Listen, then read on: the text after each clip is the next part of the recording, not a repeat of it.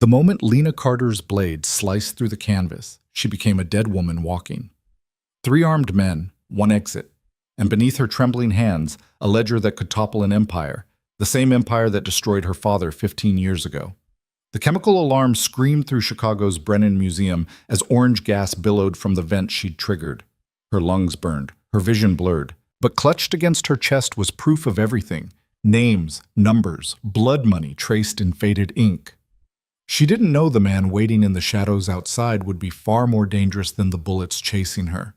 If you want to see how a quiet art conservator becomes something far darker, stay until the end. Hit that like button and comment what city you're watching from. I want to see how far this story travels. The October rain came down in sheets against the tall windows of the Brennan Museum's conservation lab, turning Chicago's skyline into a watercolor blur. Lena Carter stood at her workstation on the third floor, hands steady despite the coffee she'd skipped that morning, examining a painting that had arrived 3 days ago with almost no provenance information. Woman in Blue, circa 1960s. Oil on canvas. Donor. Anonymous. She'd seen 1,000 paintings like this. Unremarkable. Probably worth less than the frame it came in. The kind of piece that museums accepted out of politeness and stored in climate-controlled basements forever. Except this one had a problem. The varnish had started crackling along the lower right corner, spiderwebbing across the woman's hands in the portrait. Normal aging, except the pattern was wrong. Too geometric, too deliberate. Lena leaned closer, her dark hair falling forward as she angled her magnifying lamp. She'd been a conservator for 6 years, ever since she'd fled her hometown of Marion, Illinois, and the wreckage of her father's trial. 6 years of keeping her head down, her questions to herself, her past buried under a new name and a carefully constructed life. "You're still here?" Marcus Chen, the senior conservator, stood in the doorway with his jacket already on. "It's 7:30, Lena. The gala's over. Everyone else went home 2 hours ago." "I know." She didn't look up. "There's something off about this one. There's always something off. That's why they pay us." He walked over anyway, because Marcus was decent that way. "What have you got?" "Look at this craquelure pattern." She traced the cracks with a gloved finger, not quite touching. "It's too uniform. And see here? The paint layer underneath is a completely different composition. Different binder, different pigment density." Marcus squinted through the lamp. "So someone painted over an older work. Happens all the time." "Not like this." Lena reached for her solvent kit. "The underlayer is barely 20 years old, but it's sealed with an industrial fixative. Professional grade. Why would someone go to that trouble just to paint over it with amateur work?" Maybe they wanted to hide something. Maybe. She'd learned early in her career that paintings kept secrets. A change in attribution could be worth millions. A hidden signature could rewrite art history. And sometimes, very rarely, a painting hid something that had nothing to do with art at all. The solvent test took 15 minutes. Lena worked in careful sections, using cotton swabs to lift the newer paint layer. Marcus stayed, his curiosity apparently overriding his plans to get home to his husband. "Jesus," he said softly when the first numbers appeared. They weren't painted. They were printed, laserjet ink on a thin layer of treated paper that had been sealed directly onto the original canvas, then covered with a translucent base layer, then painted over with the portrait. Someone had gone to extraordinary lengths to hide this. "Is that a—" Marcus started. "Ledger, yeah." Lena's mouth had gone dry. "Account numbers, maybe? Transaction codes?" The numbers marched in neat columns, partially visible now through the section she'd uncovered. But there was more. Along the left margin, barely visible. Initials. Dates going back 15 years. Her hand froze. She knew one of those dates. November 2009, the month her father had been arrested. "I need to photograph this," she said, her voice coming out steadier than she felt. "Document everything before I go further." "Lena." Marcus put a hand on her shoulder. "If this is what I think it is, it's probably nothing." But her fingers were already moving, pulling out her documentation camera, adjusting the lights. In the conservation world, you photographed everything, every step, every discovery. It was protocol. It was also insurance. She took 12 shots from different angles, the camera's shutter clicking in the quiet lab. Rain hammered the windows. Somewhere below, a security guard made his rounds, his footsteps echoing up through the old building's bones. "I'm going to remove more of the overlayer," Lena said. "Can you get me the—" The lights went out. Not flickered. Died. Complete darkness except for the dim glow of emergency exit signs at either end of the hall. "Power outage?" Marcus said, but his voice had an edge to it. Lena's heart kicked against her ribs. The Brennan had backup generators. They should have engaged within seconds. "Get away from the windows," she said quietly. "What now?" She grabbed his arm and pulled him toward the interior wall, her other hand already reaching for her phone. No signal. That wasn't right. The museum had cell boosters on every floor. Then she heard it. Footsteps. Multiple sets. Coming up the main stairwell with the kind of disciplined rhythm that didn't belong to museum security. "Back exit," Marcus whispered. "There's—" The lab door crashed open. 3 men in tactical gear, faces covered, weapons drawn, professional, efficient. The kind of people who did this for a living. The first one spotted them immediately. "Don't move." Lena's mind raced. The painting was still on her workstation, partially uncovered. The camera was in her hand, and these men weren't here for the museum's collection of impressionist landscapes. "We're just conservators," Marcus said, hands up. "We don't have anything valuable. Shut up." The second man was already moving toward the workstation. He saw the painting, the exposed ledger, and something crossed his face. Confirmation. They'd come for this. Which meant someone knew, someone had been watching. The first man raised his weapon, and Lena saw in his eyes what was going to happen next. They hadn't come just for the painting. They'd come to erase the evidence, all of it. She had maybe 3 seconds. Her hand shot out and hit the emergency chemical release button mounted on the wall, the one they were never, ever supposed to use except for actual fires. The one connected to the halon suppression system for the textile storage room next door. Alarms shrieked. Orange gas began pouring from the vents. "Run!" she screamed at Marcus. She didn't wait to see if he listened. She grabbed the painting off the easel, all of it, frame and all, and bolted for the back corridor as the first shots rang out. The bullets hit where she'd been standing. Marcus was shouting. One of the men was yelling into a radio. And Lena was running through a cloud of orange chemical suppressant that burned her eyes and throat, the painting clutched against her chest. The back stairs were old, concrete and metal, that dated to the 1920s when the building was first constructed. She took them 2 at a time, her sneakers slipping on damp treads. Behind her, the footsteps were gaining. They were faster, better trained, and she was just a conservator who jogged sometimes when she remembered. She burst through the ground floor exit into the service alley behind the museum. Rain hit her face. The painting was already getting wet, the frame heavy and awkward in her arms. A van screeched around the corner, headlights blazing. More of them. Lena pivoted and ran the other direction toward the street, her mind calculating desperately. The main road was 2 blocks away. If she could reach it, reach people, witnesses. Something grabbed her from behind. She screamed and twisted, swinging the frame like a weapon. It connected with something solid, body armor maybe, and the grip released. "Stop fighting." The voice was male, calm, with an accent she couldn't place. "You're going to get yourself killed." She scrambled backward, finally getting a look at him in the dim glow of the streetlight. Not tactical gear. Expensive suit, now soaked with rain. Dark hair, sharp features. Eyes that assessed her with the cold precision of someone used to making split-second decisions about who lived and died. "Who the hell are you?" she gasped.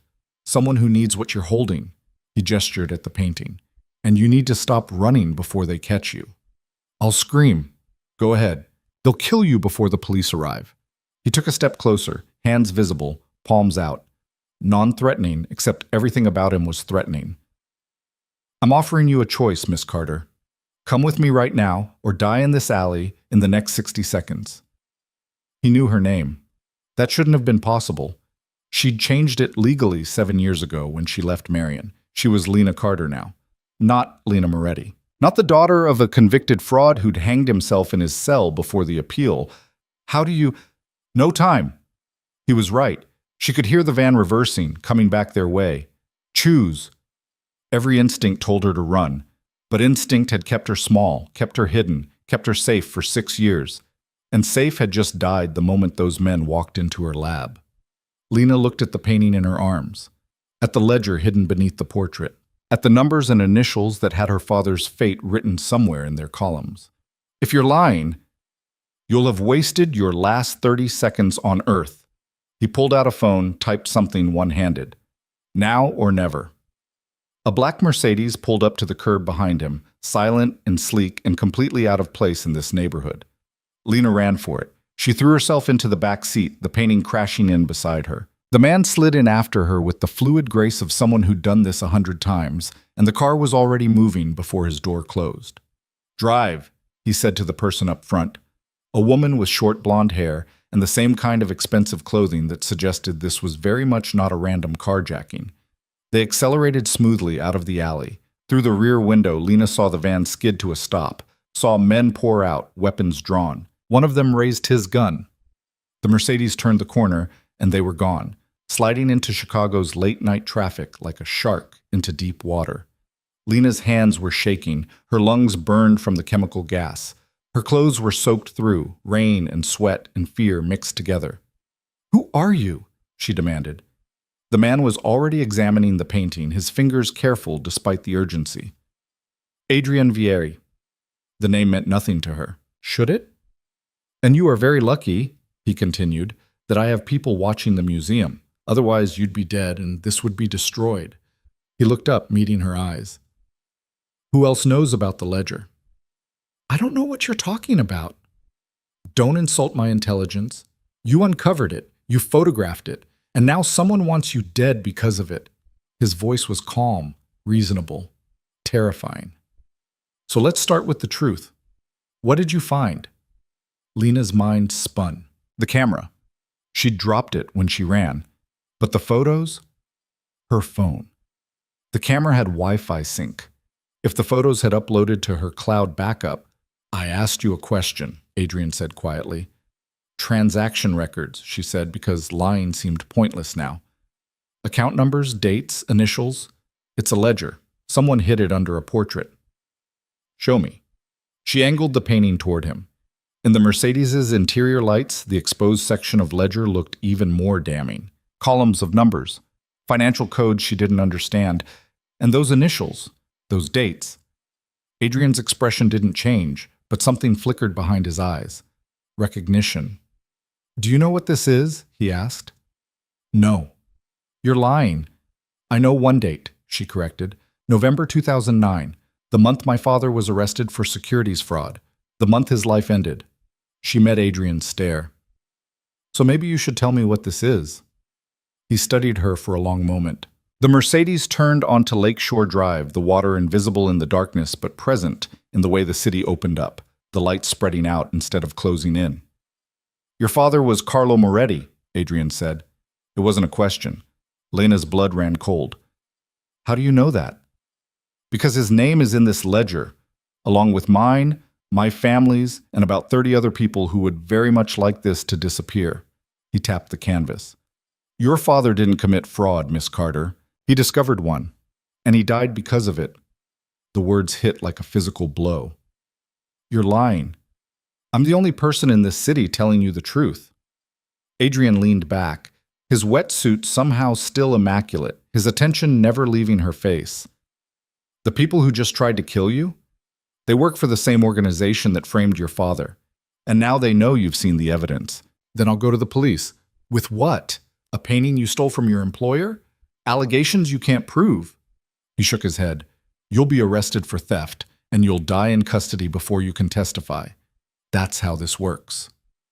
"And your solution is what? I just trust you?" "No." Adrian glanced out the window as they passed Navy Pier, the Ferris wheel dark at this hour. "My solution is you work with me. You have expertise I need. I have resources you need. We find out who's behind this, we expose them, and we both get what we want. Which is, I want to know who in my organization is trying to kill me." He said it so casually, like discussing the weather. "You want to clear your father's name. The ledger is the key to both." Lena looked down at the painting in her lap, at the portrait of a woman in blue that someone had used as a hiding place for secrets that had killed her father. "What makes you think they're trying to kill you?" "Because half the accounts in that ledger are mine. Legitimate transactions that someone has been carefully mixing with illegal ones for years. Adrian's jaw tightened, the first sign of real emotion. Someone is setting me up to take the fall for a criminal network I didn't build, and they're doing it from inside my own family. The Mercedes pulled up to a building Lena didn't recognize. Not a police station, not a safe house. A luxury high-rise in the Gold Coast, all glass and steel and understated wealth. "This is your choice," Adrian said. "Walk away now, and you're on your own. Those men will find you in a matter of hours. Or come upstairs, let my people keep you alive, and help me figure out who's behind this before they kill us both." "That's not a choice." "No," he agreed. "It's not. But it's the only one you have." Lena looked at him, really looked. At the expensive suit and the calm demeanor and the eyes that had seen things she probably couldn't imagine. He was dangerous. Possibly more dangerous than the men who'd attacked the museum. But he was also right. She had no proof, no allies, no plan. Just a painting with a hidden ledger and a dead father whose name she couldn't clear alone. "If I do this," she said slowly, "I need answers. About my father. About what really happened. You'll get them. And if you're lying to me, then you'll have wasted your time." Adrian opened the car door, rain still falling steadily. "But you'll be alive to regret it. That's more than you'll get out there alone." Lena grabbed the painting and followed him into the building.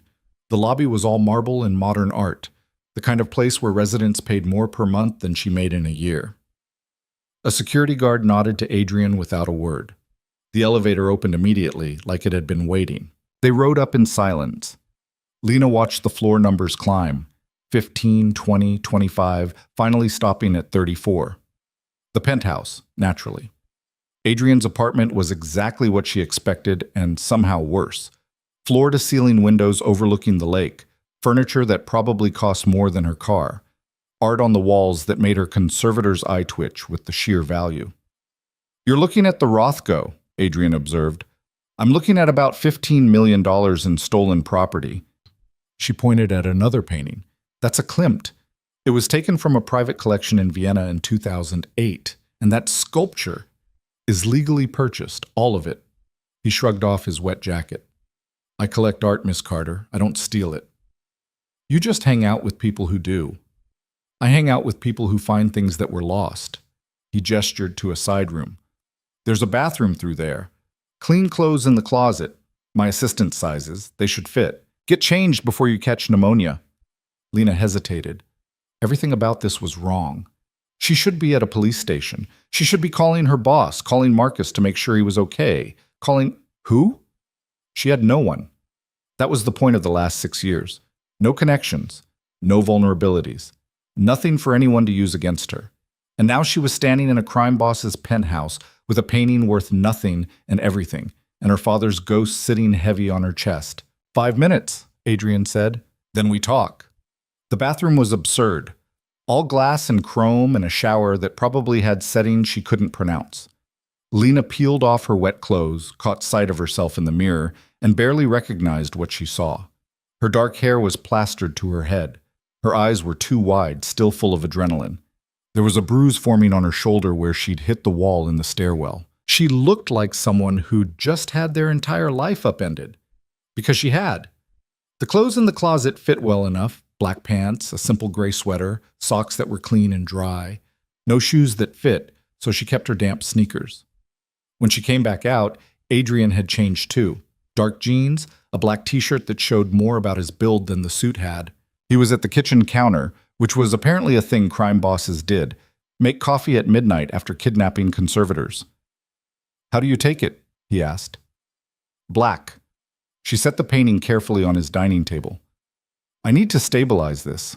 The moisture damage is already—" "Later." He handed her a mug. "First, tell me everything you found." So she did. The craquelure pattern, the solvent test, the ledger printed on treated paper and sealed under the paint, the photographs she'd taken. Adrian listened without interrupting, his attention absolute. When she finished, he pulled out his phone and made a call. "Dimitri, I need you at the apartment, now."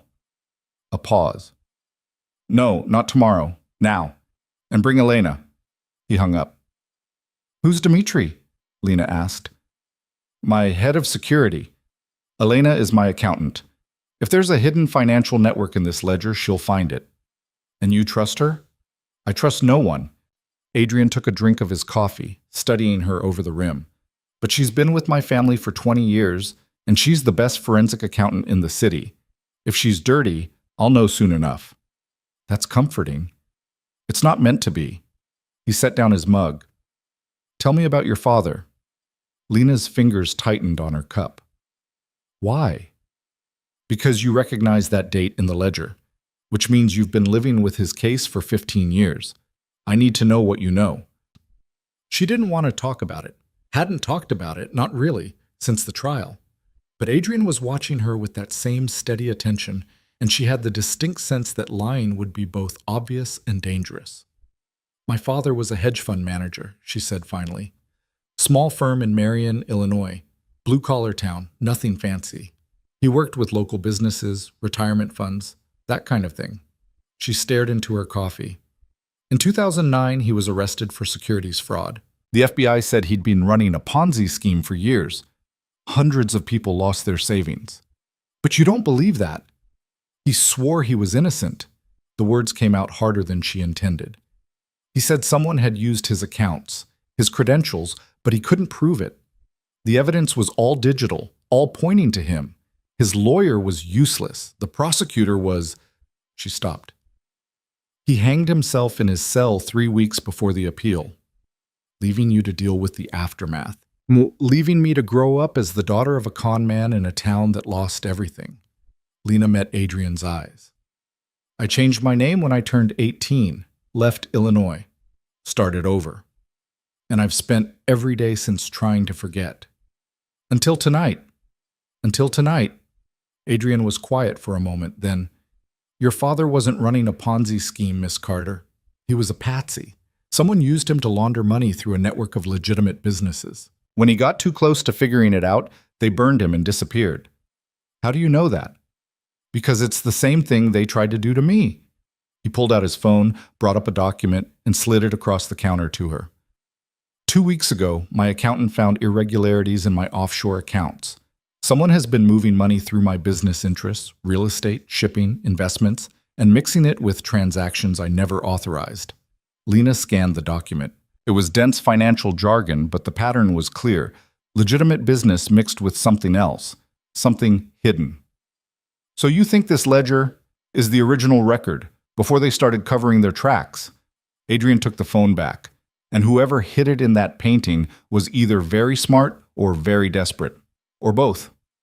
Or both. The elevator dinged. Lena jumped, but Adrian just glanced toward the door. That'll be Dimitri. The man who walked in was broad-shouldered and graying, with the kind of face that suggested he'd been in more fights than he'd lost. Behind him came a woman in her 50s, platinum blonde, carrying a laptop bag and radiating the efficient energy of someone who did not appreciate being woken at midnight. This had better be good, Elena said. Adrian gestured at the painting on the table. We found the ledger. Elena's expression went very still. Dimitri moved to the windows, checking the street below with the automatic caution of someone whose job was keeping people alive. Where? Elena asked. Under a painting donated to the Brennan Museum. Miss Carter here is a conservator. She uncovered it. Adrian looked at Lena. And now people are trying to kill her for it. Understandable, Elena muttered, already pulling on gloves and moving toward the painting. This is incredibly stupid and dangerous, and if half of what you've told me is true, Adrian, we're all dead. Your optimism is inspiring. I'm not paid to be optimistic. I'm paid to keep you out of prison. Elena bent over the painting, examining the exposed ledger. Holy hell, this is it. This is the original. Can you decode it? Adrian asked. Given time and access to the account databases? Maybe. She pulled out her phone, started photographing. But if this goes back 15 years like you think... It does, Lena said. My father's case was November 2009. If this ledger was already active, then we're looking at a long-term operation. Multiple front companies, hundreds of transactions. Elena straightened. This isn't just money laundering. This is infrastructure. Someone built an entire shadow network. Question is, Dimitri said from his position by the window, who? Adrian's phone buzzed. He glanced at it and something in his expression shifted. What? Lena asked. My Uncle Victor wants a meeting tomorrow morning. Says it's urgent family business. He looked up. He's never requested a meeting at short notice, not in 10 years. That's not suspicious at all, Elena said dryly. He knows. Dimitri's voice was flat. Someone told him about the painting. Or he already knew, Adrian said quietly. And now he's making his move. Lena felt cold. Your uncle? Victor Hale, my mother's brother. He's been my mentor since I took over the family business 8 years ago. Adrian set down his phone with deliberate care. If he's involved in this, then we're in more trouble than I thought, Elena finished. She looked at Lena. How many people saw you uncover that ledger? Just my colleague Marcus, but he's…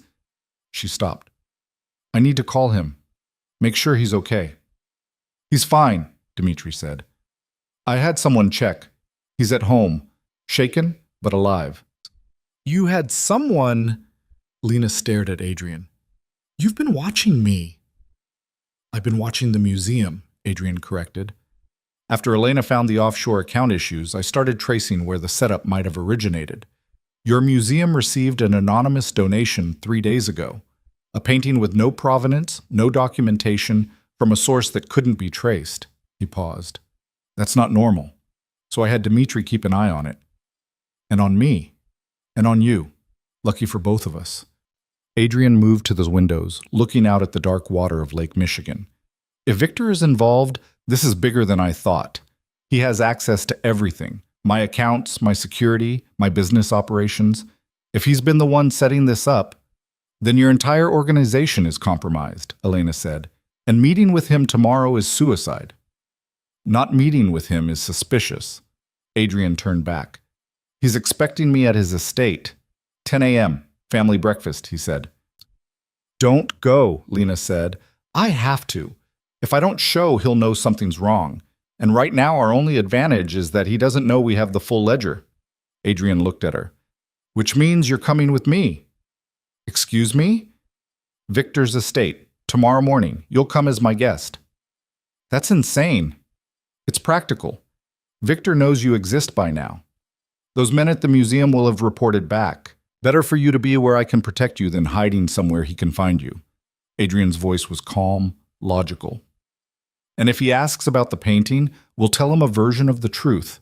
You're a conservator. I hired you to examine some pieces from my collection. Simple. Nothing about this is simple. No, Adrian agreed, but it's our best move. Elena, I need you to start decoding that ledger. Focus on the accounts from 2009. Find out who was moving money through Carlo Moretti's firm. That'll take time. You have 12 hours. Elena looked like she wanted to argue, then just sighed. I'll need access to the painting. Take it. Dimitri, I want security doubled. No one gets into this building without clearance. And find out who donated that painting to the museum. Real identity, not the shell company. On it. Dimitri was already on his phone. Lena watched them work with the efficient coordination of people who'd done this 100 times and felt the full weight of her situation settling on her shoulders. She'd fled a violent attack. She was in the home of a man who was probably a criminal. She was about to walk into a meeting with someone who might have killed her father, and she had no idea how to get out of any of it alive. You should sleep, Adrian said, appearing at her elbow. Guest room is through there. Dimitri will be outside your door all night.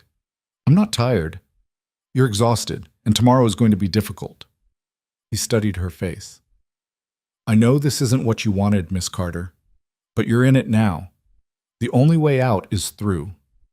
Through what? A breakfast meeting with a potential murderer? Through the truth. Adrian's voice was quiet. About your father, about my family, about whatever network has been operating in the shadows for 15 years. You want answers? They're at Victor's estate. Or a bullet. Possibly both. He almost smiled. But you're still here, which means part of you wants this as much as I do. He was right, and she hated that he was right. Lena looked at the painting on the dining table, at the exposed ledger that Elena was now photographing in painstaking detail, at the evidence that her father had died for, and that someone had tried to destroy tonight. I want to help decode it, she said. The ledger. I'm good with patterns, with details. That's what conservators do. Adrian considered. Can you read financial documents? I can learn. Elena? The accountant looked up. If she's got a good eye for anomalies, I'll take all the help I can get. This is going to be a long night. Then I'll bring coffee, Lena said. Because sleep wasn't going to come anyway. Because her father's name was somewhere in those columns of numbers. Because 15 years of grief and anger and unanswered questions were about to either kill her or give her something she'd stopped believing in years ago. The truth. Adrian nodded once, then moved to help Dmitri with something on his laptop. Elena gestured for Lena to join her at the table. You understand this is dangerous, Elena said quietly as Lena sat down. Not just the meeting tomorrow, all of it. If Adrian's right, and someone in his family is behind this, they've already tried to kill me once tonight, Lena said. I don't think the danger level can get much higher. Oh, sweetheart. Elena's smile was sad. It can always get higher. That's the rule in this world. Then I guess I'm learning the rules. Elena pulled up a spreadsheet on her laptop, the numbers from the ledger already being transcribed. Okay, let's start with the basics. See this column here? Those are account codes. Swiss banking system, probably. And these over here? Transaction dates and amounts? Lena leaned in, her conservator's eye immediately picking up patterns in the data. The spacing, the formatting, the way certain codes repeated while others appeared only once. There's a rhythm to it, she murmured, like someone was following a template. Good eye. That's exactly what we're looking for. Whoever set this up was methodical. They had a system. Elena pulled up another screen. Now, if we can match these account codes to real-world businesses, we can trace the money and find out who was really running the operation. Elena glanced at her. Your father's accounts are going to be in here somewhere. Are you ready for that? Lena thought about the last time she'd seen her father. Through glass in a visitor's room that smelled like disinfectant and desperation. He'd looked so small in his orange jumpsuit, so broken. I didn't do it, Lena. I swear to you, I didn't do it. She'd been 17. She'd wanted to believe him. I'm ready, she said. They worked through the night, the three of them, Lena, Elena, and Adrian, when he could pull away from his own investigations. Dmitri came and went, bringing food and coffee and quiet reports about security sweeps and street activity. The numbers began to tell a story. 2009. Multiple transactions through Carlo Moretti's firm in Marion, Illinois. Small amounts spread across dozens of accounts. Pattern matching legitimate client activity. 2011. Network expansion. New firms in Chicago, Detroit, Milwaukee. Amounts growing larger. 2014. Offshore accounts activated. Money moving internationally now.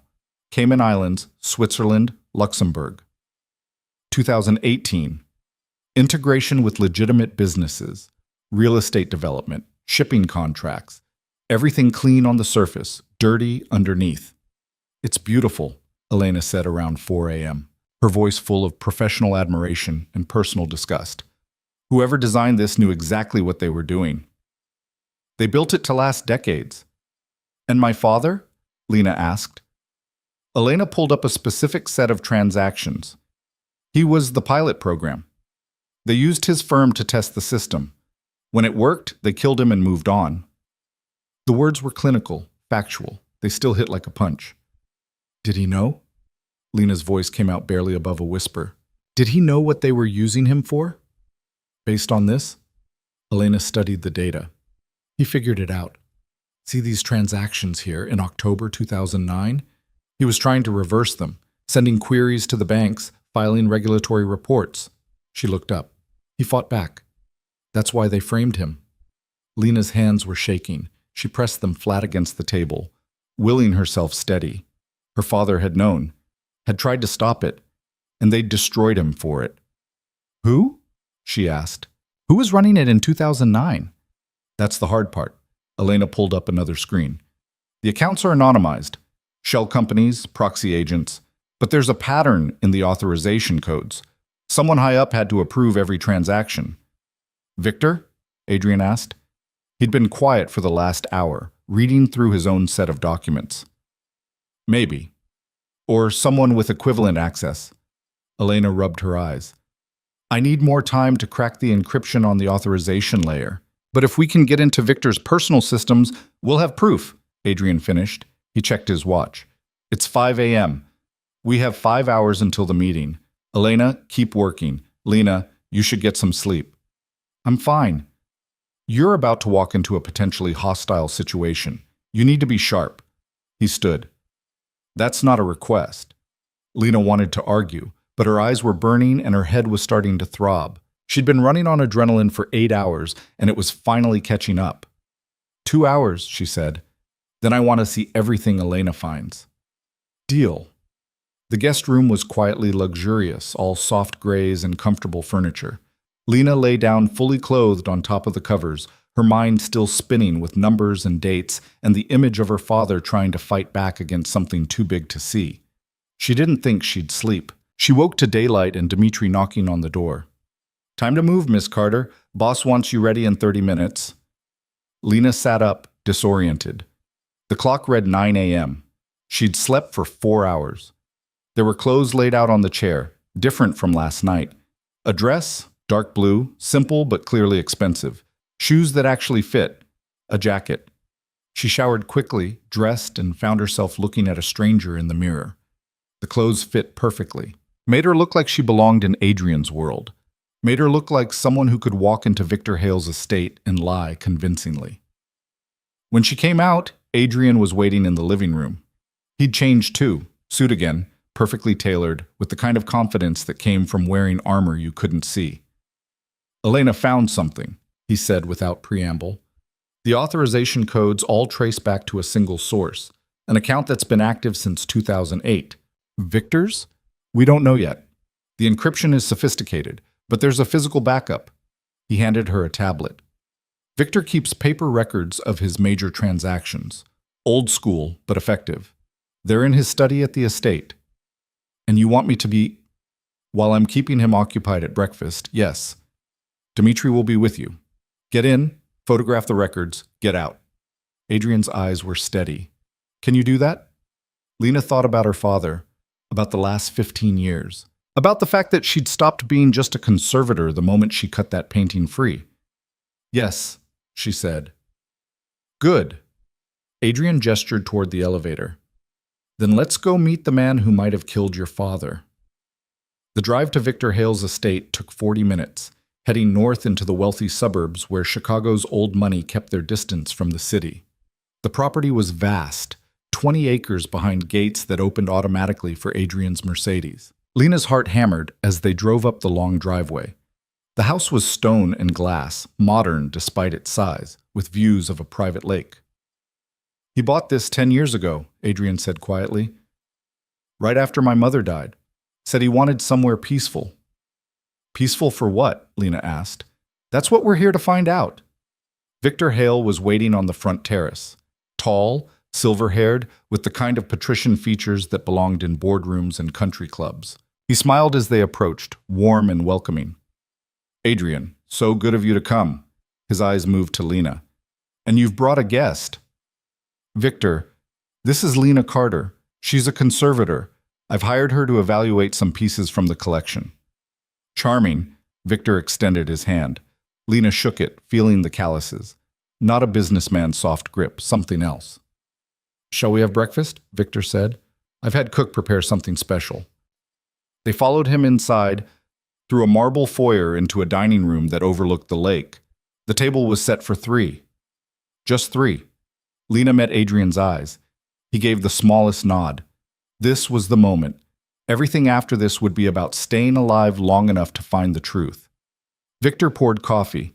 Adrian made small talk, and Lena played her role, the quiet expert, asking questions about the art on Victor's walls. But all she could think about was the study somewhere in this house. The records that might finally prove what her father had died for. And the man across the table, smiling like he hadn't sent armed men to kill her just 10 hours ago. The coffee was excellent. That was the first thing Lena noticed as she sat at Victor Hale's breakfast table, trying to keep her hands from shaking around the delicate porcelain cup. The second thing was how normal everything felt. The morning light streaming through floor-to-ceiling windows, the smell of fresh pastries, the quiet clink of silverware against plates. Nothing about this felt like sitting across from a man who might have orchestrated her father's death. So, Miss Carter, Victor said, spreading jam on a croissant with the careful precision of someone who enjoyed small rituals. Adrian tells me you're examining his collection. What's your specialty? European oils, mostly. 19th and 20th century. The lie came easier than she expected. But I've worked with everything from Renaissance panels to contemporary installations. Fascinating. I've always admired people who can look at a painting and see the truth beneath. Victor's smile didn't quite reach his eyes. Must take a particular kind of vision. The words landed like a warning. Lena forced herself to meet his gaze, to not look away like prey recognizing a predator. It's mostly about patience, she said, and knowing what questions to ask. Indeed, Victor turned to Adrian. I'm glad you brought her. I've been thinking about having my own collection evaluated. Some pieces I acquired years ago, questionable provenance.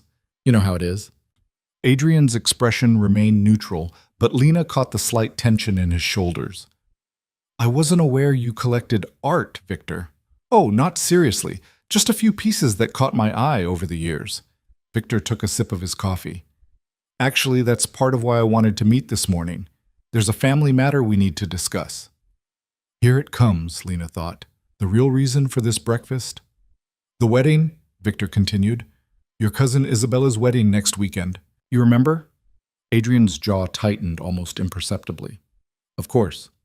She specifically requested you be there, her favorite cousin, she says, though we both know she's angling for a generous gift.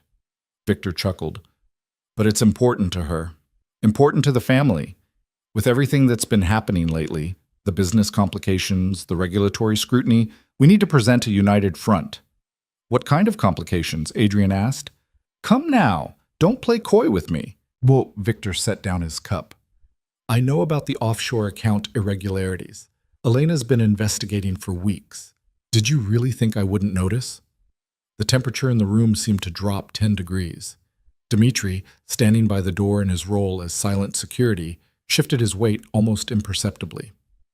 Elena's doing her job, Adrian said calmly. Due diligence on all accounts, standard procedure. Nothing about this is standard, Adrian. Someone is trying to frame you, frame our family, for crimes we didn't commit. And the timing, right before Isabella's wedding, right before several major business deals close? Victor leaned forward. This is coordinated. Someone wants to destroy us. Do you have any idea who? I have theories, none of them pleasant. Victor's gaze flicked to Lena, then back to Adrian. Which is why I need you at this wedding. I need you visible, confident, showing everyone that we're not concerned, that we're still strong. And if I said no, I'd ask why you're suddenly avoiding family obligations, what you're hiding, what you might be guilty of. The threat was gentle, almost fatherly. Don't make me ask those questions publicly, Adrian. Lena watched the exchange like a tennis match, seeing the layers of meaning in every word. Victor wasn't just inviting Adrian to a wedding. He was demanding Adrian step into a trap. The question was whether Adrian knew it. I'll be there, Adrian said, and I'll bring Miss Carter as my guest. Both Victor and Lena turned to stare at him. That's not necessary, Lena started. I insist. Adrian's voice was smooth, controlled. If we're presenting a united front, better to show I'm living my life normally. Dating, even. Takes the focus off the business concerns. Victor's eyes narrowed slightly, reassessing. I didn't realize you two were involved. It's new, very new. Adrian reached across the table and took Lena's hand. His grip was warm, firm, and completely unexpected. But I'd like her there, if that's acceptable. The touch sent electricity up Lena's arm. She forced herself not to pull away, to play along with whatever game Adrian was running. Of course, Victor said slowly. The more the merrier. Isabella will be delighted. They finished breakfast with small talk about the wedding details, about family members Lena had never heard of, about business ventures that sounded legitimate but probably weren't. Through it all, Victor watched them both with the attention of someone looking for cracks in a facade. When they finally stood to leave, Victor walked them to the door personally. One more thing, he said, his hand on Adrian's shoulder. The painting that was stolen from the Brennan Museum last night. The one with the anonymous donation. I heard it was quite valuable. Lena's blood ran cold. She felt Adrian's hand find hers again, squeezing once in warning. I hadn't heard, Adrian said. Should I be concerned? Only if it ends up in your collection. Victor smiled. The FBI is investigating. Apparently someone died during the theft. Museum security guard. Tragic. It was a lie. Lena knew it was a lie because she'd been there, because no one had died, because Victor was testing them to see if they'd correct him. Terrible, Adrian said with perfect sympathy. I hope they find who's responsible. Oh, they will. The Bureau is very thorough. Victor released Adrian's shoulder. I'll see you at the wedding, both of you. They walked to the car in silence.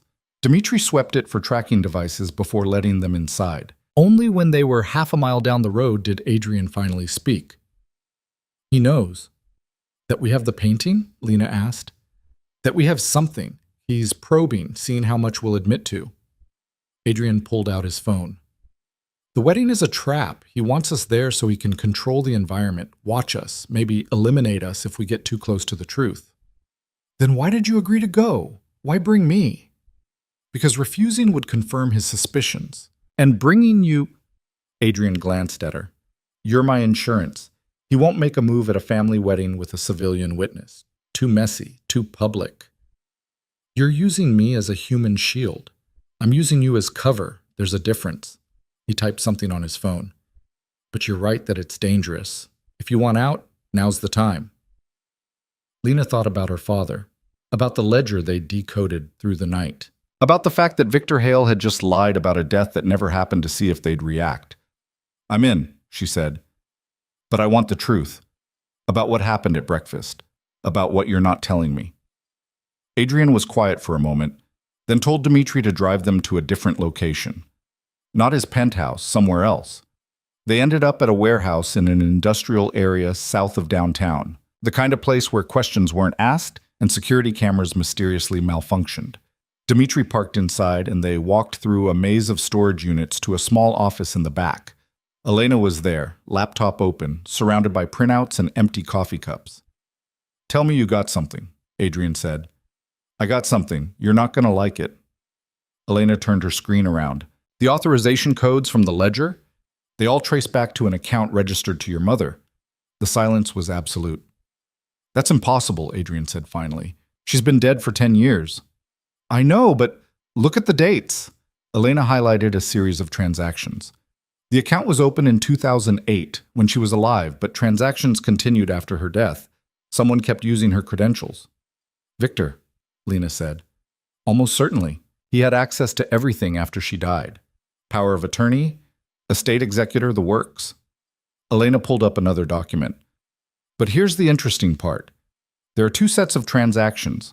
One set matches the criminal activity, the money laundering, the fraud. But there's a second set. Legitimate business, your mother's actual investments and charitable work. Adrian leaned over the screen, reading. Someone was mixing clean and dirty money through her accounts. Exactly. And they were good at it. Good enough that even after her death, the legitimate activity continued. Made it look like an automated trust fund payout system. Elena's voice was grim. Your mother's entire financial legacy has been used as cover for 15 years of criminal enterprise. Lena watched Adrian's face carefully. He'd gone very still, the kind of stillness that preceded violence or breakdown. She couldn't tell which. Did she know? He asked quietly. I don't think so. The pattern suggests the corruption started small, during the last year of her life when she was sick. Whoever did this waited until she was too weak to monitor her own accounts. Elena closed the laptop. I'm sorry, Adrian. Don't be. Just find me proof. He turned to Dmitri. I need everything you can get on Victor's movements in 2008 and 2009. Who he met with, where he traveled, what deals he closed. Already on it. Should have preliminary results by tonight. Good. Adrian looked at Lena. You need to go home. Get some clothes, anything you need for a few days. You're staying at my place until after the wedding. I can take care of myself. Your apartment was broken into 3 hours ago. Professional job, no forced entry. They didn't take anything because there was nothing to take. They were looking for the painting. Adrian's voice was flat, factual. So no, you can't take care of yourself. Not against this. Lena felt the ground shift under her feet, her apartment, her space, the one place she'd felt safe for 6 years. How do you know? Because I've had someone watching it since last night, same as I had someone watching the museum. Adrian's jaw tightened. You're a target now, Miss Carter. The moment you uncovered that ledger, you became someone they need to eliminate. Your only chance is staying close to me until we can end this. By going to a wedding where your uncle will be waiting to kill us both? By going to a wedding where I'll have home field advantage and enough witnesses to keep him from making a move. And while everyone's distracted with champagne and dancing, you and I are going to find the physical evidence we need to bury him. Elena stood up, gathering her papers. This is insane, even for you. You have a better plan? Run. Leave the country. Let the FBI handle it. The FBI won't touch Victor without hard evidence. And by the time we gather it through legal channels, we'll both be dead. Adrian moved toward the door. The wedding is in 6 days. That gives us time to prepare, to plan, to figure out exactly where Victor keeps his records. And if you're wrong, Lena asked, if it's not Victor, then we'll die at a very expensive party. Adrian almost smiled. But I'm not wrong. Everything points to him. The timing, the access, the motive. He wanted control of the family business. My mother stood in his way. So he used her accounts to build his own empire, framed anyone who got too close, and waited for the right moment to eliminate me. Why wait 10 years? Because I was useful, young, legitimate, good at running the clean side of operations. Adrian's expression hardened. But now I'm asking questions. Elena's investigating. You found the ledger. We're too close to the truth, so he's accelerating his timeline. Lena tried to process it all. The break-in, the wedding trap, the revelation about Adrian's mother. Everything was moving too fast, spiraling into something she couldn't control. I need air, she said. She walked out of the office, into the warehouse proper. The space was vast, filled with shipping containers and industrial equipment. Somewhere, water dripped. The smell of oil and metal was overwhelming. Adrian followed her. Of course he did. I know this isn't what you signed up for, he said. I didn't sign up for anything. I was running for my life. And now you're standing in a warehouse planning to infiltrate a society wedding to expose a murderer. Adrian stood beside her, not touching, just present. For what it's worth, you're handling it better than most would. That's a low bar. It's an honest assessment. He was quiet for a moment. Your father, when you found out what really happened, what he tried to do, did it help? Knowing the truth? Lena thought about the ledger, about the transactions showing her father's attempts to fight back, about 15 years of believing he'd been weak, a coward, a criminal. Yes, she said finally. It helped. Doesn't change that he's dead, but at least now I know why. That's all we get sometimes. The why. Adrian turned to face her. I can't promise you'll survive this. I can't promise I will, but I can promise that by the end, you'll know the full truth about what happened to your father, about who gave the orders, who framed him, who decided he was expendable. And then what? Then you decide what to do with that knowledge. Walk away, go to the authorities, disappear. Whatever you need to move forward. His dark eyes were steady, honest in a way that was probably dangerous. But right now, the only way forward is through Victor's estate, through that wedding, through whatever he's planning. Lena looked at this man she'd known for less than 24 hours. A criminal, probably. A killer, possibly. Someone who'd pulled her into his world and was now offering her a choice that wasn't really a choice at all. Tell me about the wedding, she said. Everything. If I'm going to play your girlfriend, I need to know what I'm walking into. Adrian's expression shifted, something almost like respect crossing his features. Come back inside. Elena can brief you on the family. You'll need to memorize names, faces, relationships. Isabella's marrying Thomas Castellano. Old money, legitimate business, completely clueless about what his in-laws actually do. How lovely for him. They spent the next 4 hours in that warehouse office. Elena pulling up files and photographs while Adrian provided commentary. The Vieri family was vast, complicated, with branches spread across 3 generations. Some were in the business, Adrian's business, whatever that actually entailed. Others were civilians, kept carefully separate from anything criminal. Isabella was the latter. 26, art history degree from Northwestern, engaged to a banker whose family specialized in municipal bonds. The wedding would be at the family estate, not Victor's house, but an older property that had belonged to Adrian's grandparents. 300 guests, black tie, a string quartet, and a 12-piece band. It's going to be like a reunion, Elena said. Every family member, every business associate, every friend and hanger-on who wants to be seen with the Vieris. Which means witnesses, Adrian added, and chaos. Good cover for moving around, asking questions, accessing areas we're not supposed to be in. Victor will have security, Dmitri said. He'd been reviewing the estate layout on his own laptop. Private firm, probably 20 personnel. Plus, Chicago PD is usually present for events this size, just to keep the peace. Can we get someone on the inside? Lena asked. All three of them turned to look at her. I mean, you must have people, she continued, on your payroll, or who owe you favors. Can we get one of them hired as catering staff or security? Adrian smiled slowly. That's actually brilliant. Dmitri? I know a guy. Works event security, very reliable. Dmitri was already making notes. I can have him placed by tomorrow. Do it. And I want surveillance on Victor's movements between now and the wedding. I want to know everywhere he goes, everyone he talks to. They worked until dark, building a plan that felt equal parts Ocean's 11 and Suicide Mission. Lena would need a dress. Something appropriate for a society wedding, but flexible enough to move in. Adrian would need to play the devoted nephew, all smiles and family loyalty, while watching Victor's every move. And when the moment came, when everyone was distracted by the ceremony or the reception, they'd slip away and search Victor's study. He keeps his real records at the family estate, Elena explained. Physical files, old-school filing cabinets. He doesn't trust digital for anything truly important. How do you know? Lena asked. Because I used to work for him, before I worked for Adrian. That's how this whole family operates. Everyone circulates through different roles, different positions, keeps loyalty up and makes it harder for outsiders to infiltrate.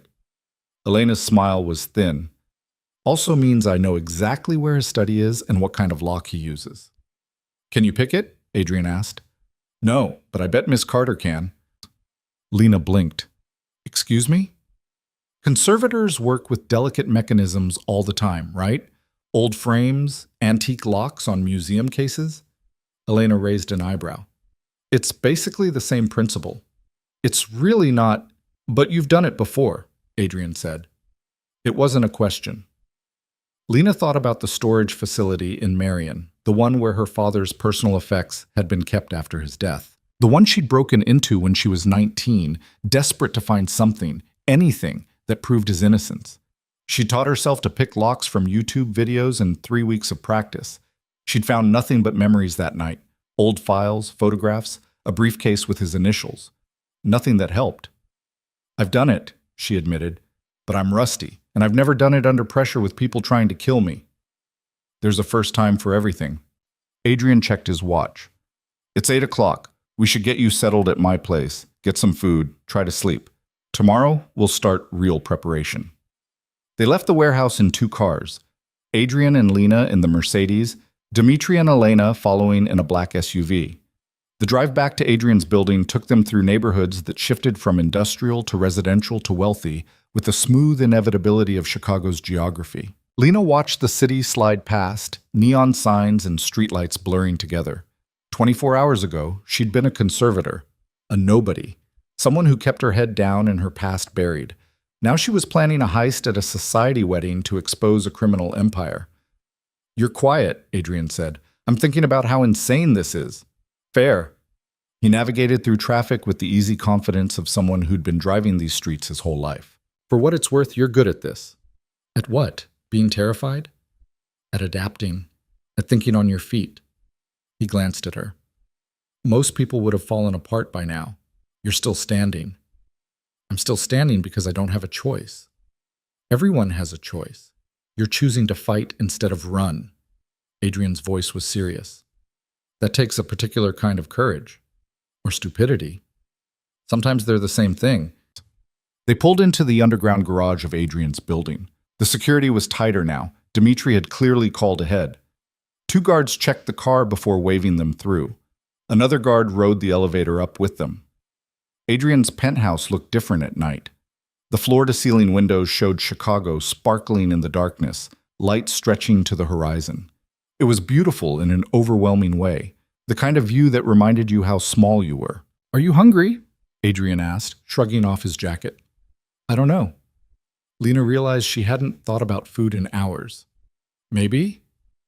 I'll order something." He pulled out his phone, then paused. "What do you like?" "Anything's fine." "That's not an answer." "Thai food," she said. "Spicy. And spring rolls." Adrian nodded and made the call. While he ordered, Lena walked to the windows, looking out at the city.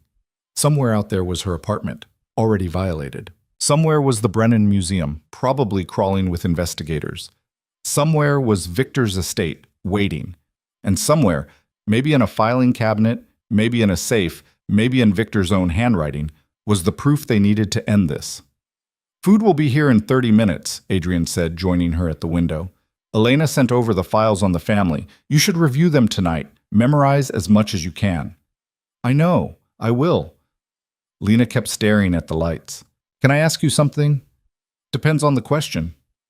"Why do you really want to take Victor down? It's not just about the money laundering or your mother's accounts." She turned to face him. "There's something personal in this for you." Adrian was silent for a long moment, his expression unreadable. Then, "When I was 16, my mother died of cancer. She fought it for 2 years, surgery, chemo, radiation, everything.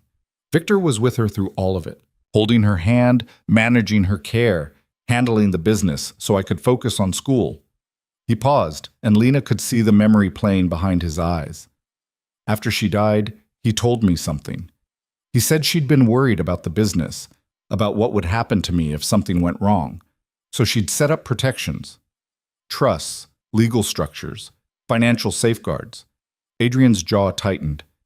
"He said she did it because she loved me, because she wanted me to be safe. But she didn't." "No, she died thinking she'd protected me. And Victor used her death, used her accounts, used her memory to build his own empire." The anger in his voice was quiet, controlled, dangerous. He stood at her funeral and gave a eulogy about family and loyalty. And the whole time he was stealing from her. Lena felt something shift in her understanding of Adrian. He wasn't just a crime boss protecting his territory. He was a son avenging his mother. "I'm sorry," she said. "Don't be. Just help me finish this." He moved away from the window. "The guest room is set up for you. Bathroom has everything you need. Tomorrow morning, Dimitri is taking you shopping for a dress and anything else you'll need for the wedding." "I can buy my own dress. Not one that costs what it needs to cost to fit in at this wedding. This is a world where women judge each other by designer labels and jewelry. You need to look like you belong." Adrian's voice was gentle but firm. "Let me handle it. I don't like being dependent on you." "I know, but you are, at least for now, so let's make it work." He headed toward his bedroom, then stopped. "Lena?" "Yeah?" "Thank you for staying, for helping." He met her eyes. "I know you could have walked away at any point. The fact that you haven't, it matters." He disappeared into his room before she could respond. Lena stood in the living room alone, surrounded by expensive furniture and stolen art, and the weight of decisions she couldn't take back. Through the windows, Chicago glittered indifferently. She pulled out her phone and opened her photo gallery. There, buried in an album she kept backed up but rarely looked at, was a picture of her father. Taken at her high school graduation, months before everything fell apart. He was smiling, proud, his arm around her shoulders. "I didn't do it, Lena. I swear to you, I didn't do it." "I know, Dad," she whispered to the empty room. "I know now." The food arrived. They ate in near silence, Adrian working on his laptop while Lena reviewed the family files Elena had sent.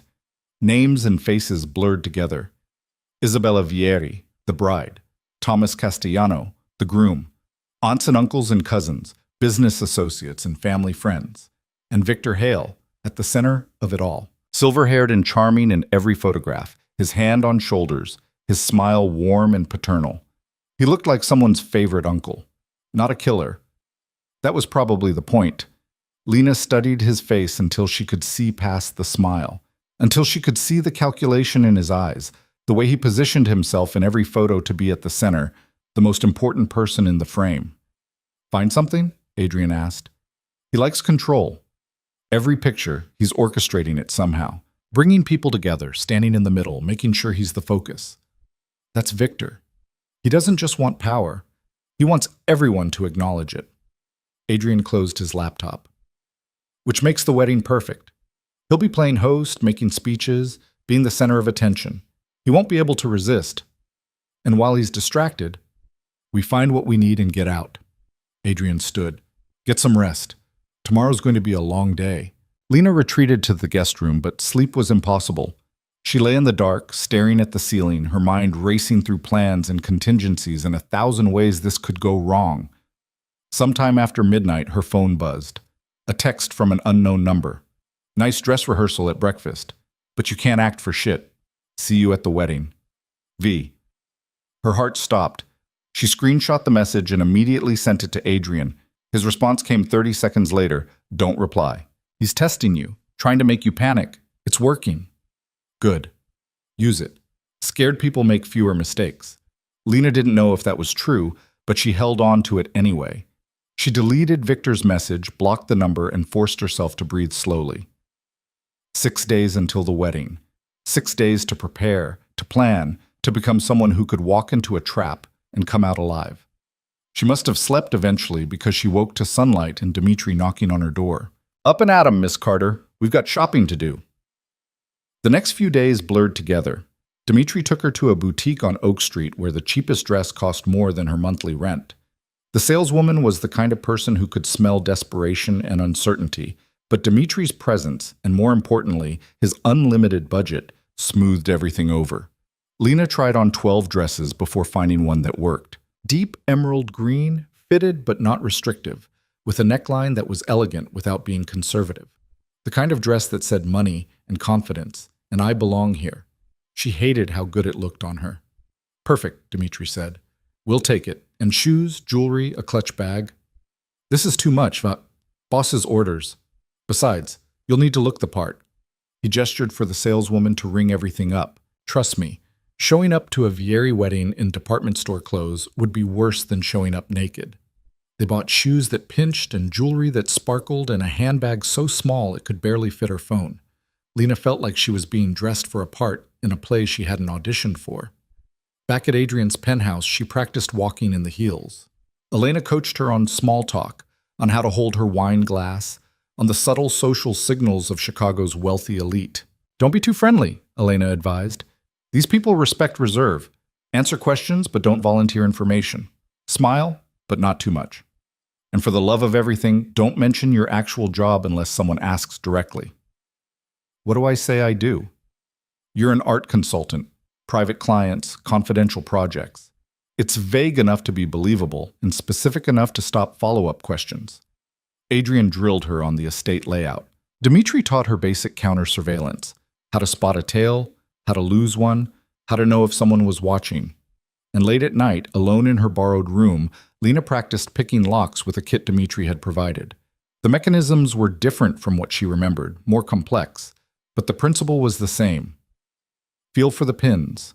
Apply gentle pressure. Listen for the click. By day 3, she could open a standard door lock in under a minute. By day 5, Adrian declared her ready. You're not going to be perfect, he said during their final briefing, but you're good enough to pull this off. That's reassuring. It should be. Perfect is suspicious. Good enough with a few rough edges? That's real. Adrian pulled up a diagram of Victor's study on his laptop. The filing cabinet we need is here, against the north wall. 4 drawers, locked. You'll need to pick the lock on the study door, then the lock on the cabinet. Estimated time, 3 to 5 minutes if everything goes right. And if it doesn't? Dimitri will cause a distraction, a small fire in the kitchen maybe, something to pull security away. Adrian looked up. But ideally, we get in and out without anyone noticing we're gone. During my own cousin's wedding reception, while I'm supposed to be celebrating, Adrian's smile was grim. Victor will expect me to play the dutiful nephew. What he won't expect is for you to be the one doing the actual work. Because I'm just the girlfriend, the civilian, not a threat. Exactly. Adrian closed his laptop. The wedding is tomorrow. We leave at 2. The ceremony starts at 4. Reception immediately after. He met her eyes. Last chance to walk away, Lena. After tomorrow, there's no going back. We'll either have the evidence we need or we'll be dead. Those are the only options. Lena thought about her father, about his last words to her through prison glass, about 15 years of shame and anger and unanswered questions, about the fact that she'd finally found something worth risking everything for. I'm in, she said. Let's finish this. Adrian nodded once, and for just a moment she saw something cross his face. Respect, maybe, or recognition. The acknowledgement that she'd crossed a line she couldn't uncross. That night, Lena didn't sleep at all. She stood at the window of her guest room, looking out at Chicago, thinking about all the choices that had led her here. The decision to become a conservator, the move to this city, the curiosity that made her examine that painting instead of just logging it and moving on. Every small choice building to this moment. Tomorrow, she would put on that expensive green dress and walk into Victor Hale's world. She would smile and make small talk and pretend to be someone she wasn't, and then she would break into his study and steal the evidence that would either free her or kill her. It was terrifying. It was also the most alive she'd felt in 15 years. At dawn, Adrian knocked on her door. You awake?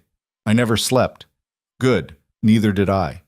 He was already dressed in running clothes. Come on, let's go clear our heads before this gets real. They ran along the lakefront trail as the sun came up, neither speaking, just moving through the cold morning air. Lena's lungs burned. Her legs ached, but the rhythm of it, step after step after step, steadied something inside her. When they got back to the penthouse, Dmitri was waiting with coffee and a final equipment check. Lockpicks. A small camera disguised as a compact mirror. An earpiece so she could hear Adrian if something went wrong. One more thing, Adrian said. He handed her a small knife in a leg sheath. Just in case. Lena stared at it. I don't know how to use this. Point the sharp end at anyone who tries to hurt you. That's all you need to know. She strapped it to her thigh, the weight of it foreign and somehow comforting. By noon, Elena arrived to help with hair and makeup. By 1, Lena was standing in front of the mirror in that green dress, looking at a version of herself she barely recognized. Elegant, polished, dangerous. You look good, Adrian said from the doorway. He was in his tux now, black and perfectly fitted, looking every inch the wealthy heir. I look like I'm going to rob someone. That's because you are. He offered his arm. Ready? Lena took a breath, thought about her father one last time, then nodded. Ready. They walked out of the penthouse together, into the elevator, through the lobby, into the waiting car. Chicago passed by outside the windows, familiar and foreign at the same time. And with every mile that brought them closer to Victor's estate, Lena felt the old version of herself falling away. The scared girl from Marion, the quiet conservator who kept her head down. She was someone new now, someone who could look a killer in the eye and smile. Someone who could walk into a trap and maybe, just maybe, walk back out. The wedding was in 4 hours. Everything after that was blood and truth and the question of whether either of them would survive long enough to see both. The Vieri family estate looked like something out of a magazine spread on generational wealth. Stone walls, manicured gardens stretching toward a private lake, and enough land that you couldn't see the neighbors. The driveway alone was probably a quarter mile, lined with ancient oak trees that created a tunnel of shadow and filtered sunlight. Lena's hands were sweating inside her clutch as Adrian's Mercedes joined the procession of luxury vehicles. Bentleys, Rolls-Royces, the occasional Tesla for the environmentally conscious millionaire. They all crawled toward the main house at a pace that suggested no one here was ever in a hurry. Breathe, Adrian said quietly. His hand found hers between them, warm and steady. You've got this. I'm about to commit a felony at your cousin's wedding. Technically, several felonies, breaking and entering, theft, possibly fraud, depending on how the prosecutor wants to spin it. He squeezed her hand once. But who's counting? Despite everything, Lena almost laughed. You're insane. That's been established. Adrian pulled up to the valet stand where young men in matching uniforms waited to park the endless stream of cars. Remember, you're my girlfriend. We met at an art gallery 2 months ago. You're here because you wanted to see the estate's collection. Keep it simple. Keep it vague. And if someone asks about my family?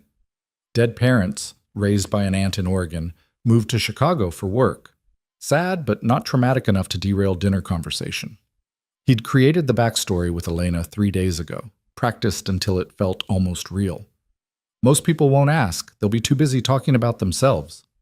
The valet opened Lena's door. She stepped out onto gravel that probably cost more per square foot than her apartment's flooring and immediately felt the weight of 100 eyes.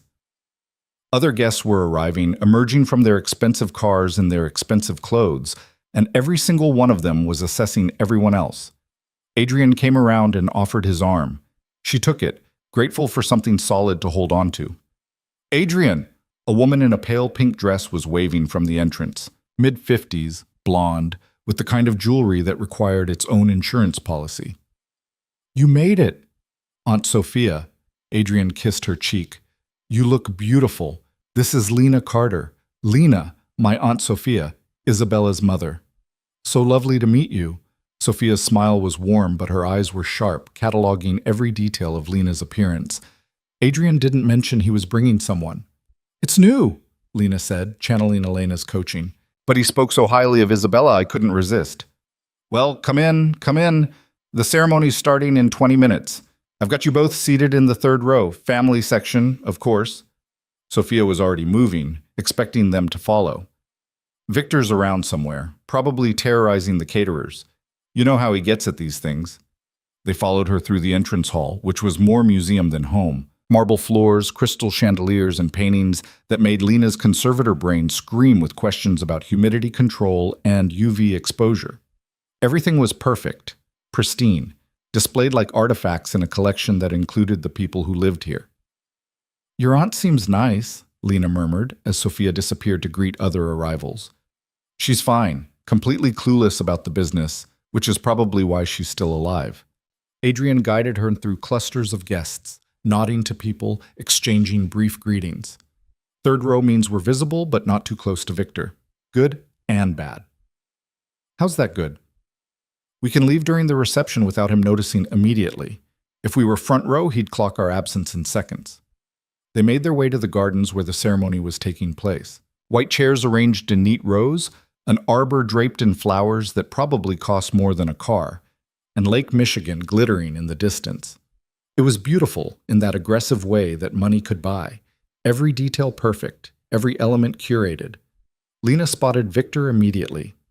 He was near the arbor, talking to an older man in a suit that screamed federal law enforcement. Both were laughing, casual, comfortable.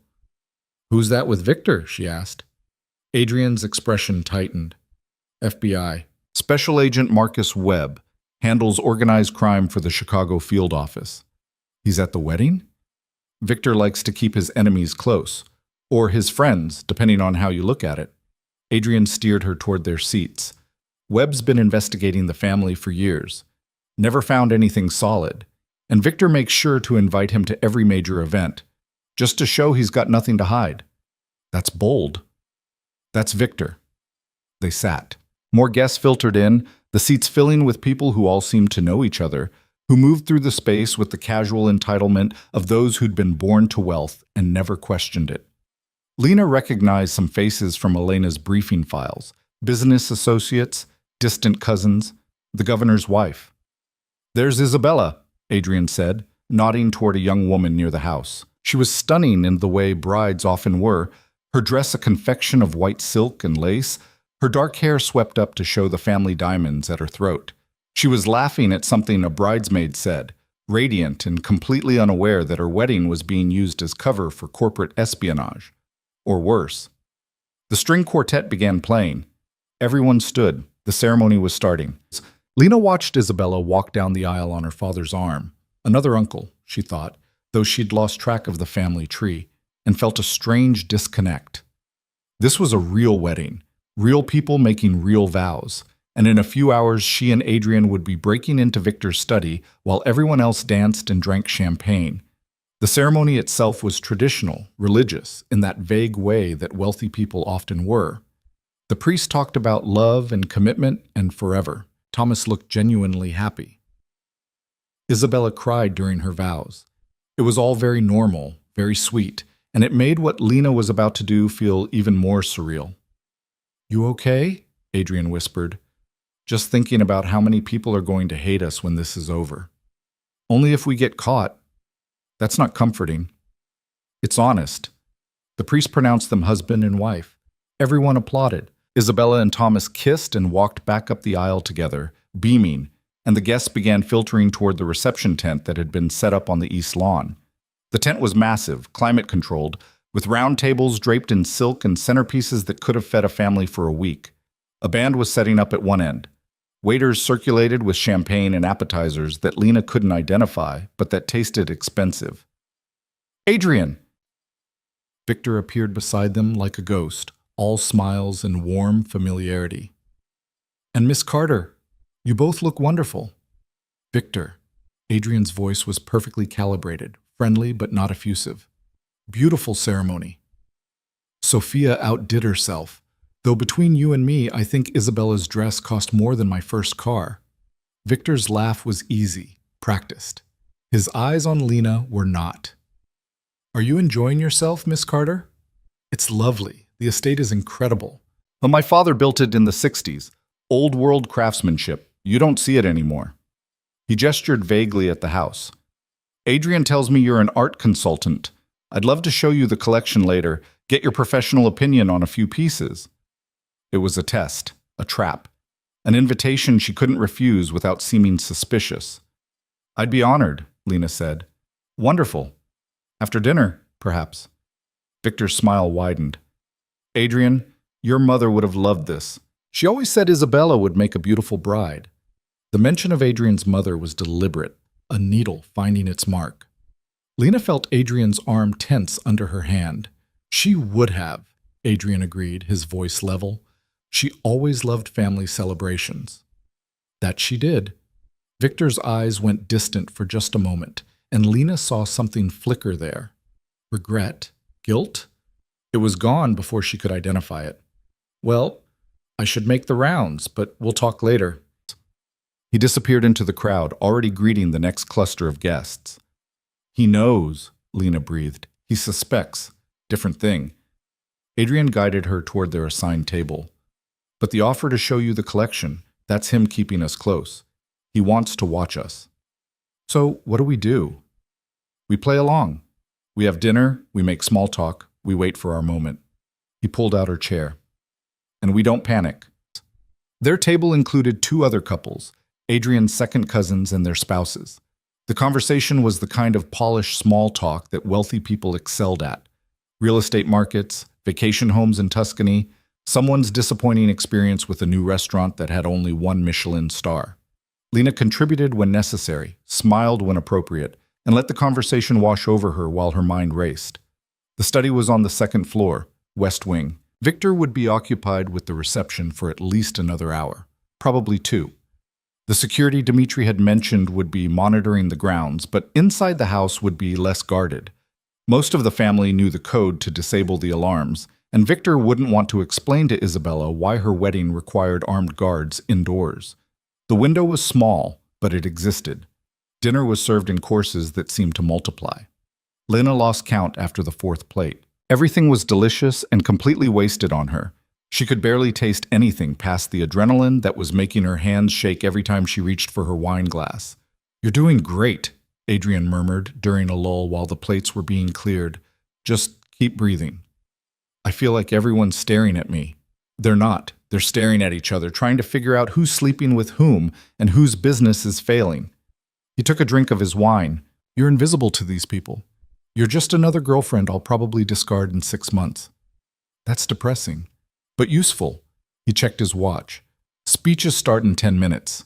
After that, dancing. That's when we move." Lena's heart was hammering now. This was real. This was happening. The speeches were exactly what you'd expect. Victor gave a toast about family and tradition. Isabella's father welcomed Thomas to the family. Someone told an embarrassing story about Isabella's childhood that got laughs. Through it all, Lena's leg bounced under the table, nervous energy she couldn't quite contain. Adrian's hand found her knee, steadying. "Almost time." The band started playing. The newlyweds took their first dance. Then the parents joined them, then the wedding party, Then everyone else.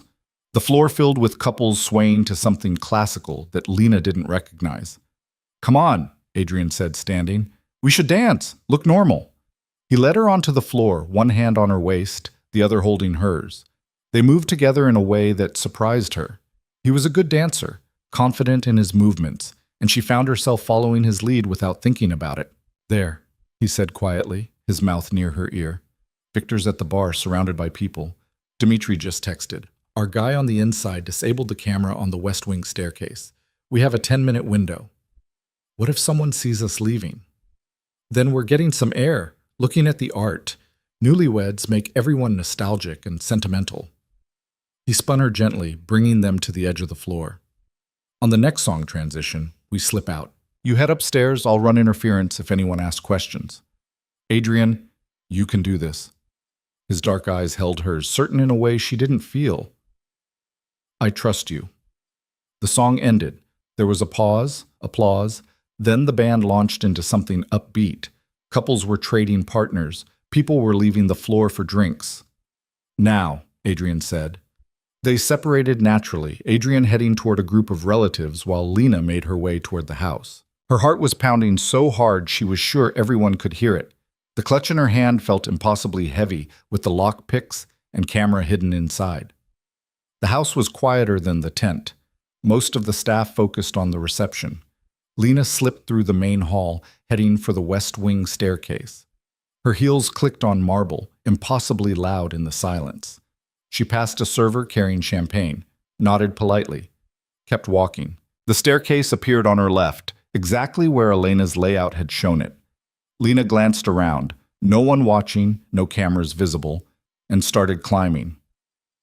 Second floor. The hallway stretched in both directions, doors on either side.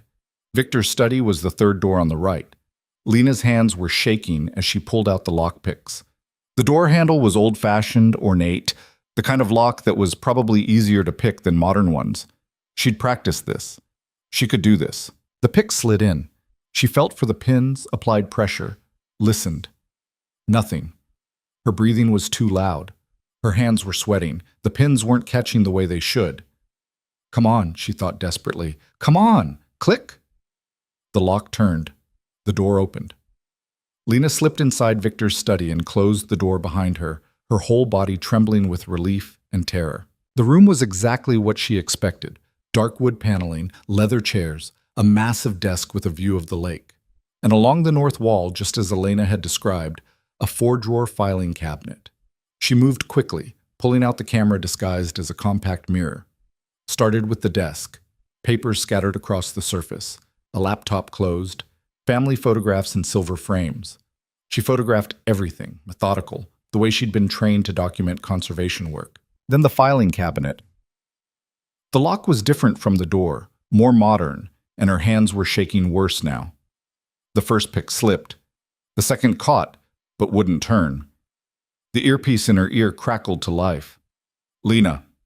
Adrian's voice, quiet but urgent. "Victor just left the tent, heading toward the house. You have maybe 2 minutes." Panic flooded through her. 2 minutes. She still had 3 more drawers to photograph. "Almost done," she whispered back, though it was a lie. She abandoned the lock-picking and tried the drawers. The top one was unlocked. Administrative files, business correspondence. Nothing useful. The second drawer was locked tight. The third opened. Inside were files organized with obsessive precision, account statements, transaction records. And there, in a folder labeled Legacy Trust 2008, were her father's name and a dozen others. Lena's vision tunneled. This was it. This was the proof. She pulled out her camera and started photographing, hands moving on autopilot, flipping through pages as fast as she dared. Account numbers matched what they'd found in the ledger, names of shell companies, transfer dates. And there, at the bottom of the file, authorization forms signed by Adrian's mother, except the signatures were wrong. Lena had seen enough forgeries in her conservation work to recognize one. The pressure was inconsistent, the loops slightly off. Someone had copied Victoria Vieri's signature, badly, and used it to authorize millions in fraudulent transactions. "Lena!" Adrian's voice again, more urgent now. "He's in the house. Move!" She photographed the last page, shoved the file back, closed the drawer. Her hands were clumsy with adrenaline. The camera almost slipped from her grip. Footsteps in the hallway. Coming closer. Lena looked around desperately. No back exit. The windows overlooked a 2-story drop. The only way out was through the door, and Victor was coming from that direction. She was trapped. The footsteps stopped outside the study. The door handle began to turn. Lena did the only thing she could think of. She yanked open the second drawer of the filing cabinet, the one she hadn't checked yet, and pulled out a file at random. Then she turned to face the door, forcing her expression into something approximating calm curiosity. Victor stepped inside. For a moment, they just stared at each other. He looked different than he had at the reception. The warm uncle facade had cracked, showing something harder underneath. "Miss Carter." His voice was pleasant, conversational. "I believe you're in the wrong room." "I'm so sorry." Lena held up the file, hoping her hands weren't shaking visibly. "Adrian said you wanted to show me the art collection. I thought this might be where you kept the provenance records. The door was unlocked, and The door was unlocked. Victor stepped fully into the room, closing the door behind him. "How interesting.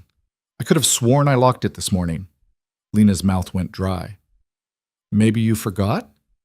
"I never forget." He moved closer, and Lena had to fight every instinct not to back away. "You know what I think, Miss Carter? I think you're a very talented liar. I think you've been lying since the moment Adrian brought you to breakfast. And I think you're holding something that doesn't belong to you. It's just provenance records. Show me." There was no way out. Lena handed over the file, her mind racing for an explanation, an excuse, anything that would get her out of this room alive. Victor opened the file, scanned the contents. His expression didn't change, but something in his posture shifted, became more dangerous. "Do you know what this is?" he asked quietly. "No. This is a record of every property I've sold in the last 10 years. Completely legitimate business transactions." He closed the file. "Nothing interesting? Nothing incriminating? Certainly nothing worth breaking into my study to photograph." He knew. He knew everything. "I wasn't photographing." "Don't insult me." Victor set the file on his desk with deliberate care. "I've known since the moment you walked into that museum that someone would come looking for that painting. What I didn't know was whether Adrian was involved or if you were working alone." "I don't know what you're talking about." "The ledger, Miss Carter. The one you found hidden under a rather unfortunate portrait. The one that's been missing from my possession for 15 years. His smile was cold. "Did you really think I wouldn't notice when it suddenly surfaced?" Lena's hand moved to the knife strapped to her thigh, hidden under her dress. She didn't know how to use it, but she'd die before she let him know that. "I noticed you reaching for a weapon," Victor said calmly. "I'd advise against it. My security team is right outside, and unlike you, they actually know how to kill people efficiently. Adrian knows I'm here." "I'm sure he does, and he's currently being detained by Agent Webb, who has some very interesting questions about offshore accounts and money laundering." Victor moved to the window, looking out at the reception still in full swing below. "You see, I've been very careful over the years, very patient, building my case against Adrian piece by piece, making sure that when everything collapsed, he'd be the one holding the bag. He's your nephew. He's a liability. His mother made him soft, sentimental. He actually believes in loyalty, in family, in all those comforting lies people tell themselves." Victor turned back to her. "But you're different. You survived your father's downfall, changed your name, rebuilt your life, stayed quiet for 15 years. That takes discipline, intelligence." "My father was innocent." "Your father was weak. He discovered my operation, and instead of joining it, he tried to expose it, made himself a problem that needed solving." Victor's voice was matter-of-fact, discussing her father's murder like a business decision. "But you're not weak, are you, Miss Carter? You're standing in my study with evidence you can't use, facing a threat you can't escape, and you're still calculating angles." He was right, and she hated that he was right. Her mind was already working through possibilities. The window was too high. The door was blocked. But the camera in her clutch had evidence if she could just get it to someone who could use it. "What do you want?" she asked. "I want you to work for me." Victor sat on the edge of his desk, casual. "You have skills I can use. An eye for detail, the ability to move in circles that might look twice at someone like me. And you have motivation, revenge against the system that destroyed your father, even if you're directing that revenge at the wrong target. You killed him. I removed a problem. There's a difference. He studied her. Here's what's going to happen. You're going to give me that camera. You're going to walk back down to the reception and tell Adrian that you found nothing useful. And in 6 months, after everything has settled, you're going to come work for my organization. And if I refuse, then you'll die tonight. Adrian will die tonight. And Elena and Dmitri and anyone else who's helped you will die by the end of the week. Victor's smile never wavered. I've cleaned up messes before, Miss Carter. I'm very good at it. Lena's hand tightened on the clutch. The camera inside held proof of everything. The forged signatures, the account records, her father's name in Victor's own files. It was enough to destroy him if she could get it out of this room. I need time to think, she said. You have until I count to 10. Victor checked his watch. 1. Lena's mind raced. The knife was useless. She'd be dead before she could close the distance. The window was suicide. The door. 2. The door. Unlocked from the inside. If she could just get through it, if she could reach the stairs. 3. Adrian was with the FBI agent. Dmitri was somewhere on the grounds. She was alone. 4. Lena dropped the clutch. It hit the floor and popped open, spilling lipstick and the compact camera across Victor's expensive rug. Oops, she said. Victor's eyes flicked down for just a second. A fraction of a second. Lena ran. She hit the door at full speed, yanked it open, and burst into the hallway. Behind her, Victor was shouting. Heavy footsteps. Security. Running toward the noise. She kicked off her heels and sprinted for the stairs in her bare feet, the knife digging into her thigh with every step. The marble was cold and slippery. She nearly fell twice. Behind her, multiple sets of footsteps. Victor's voice, calm and commanding.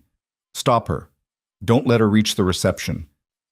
Lena hit the main floor and veered left, away from the tent, toward the east wing where Elena had said there was a service entrance.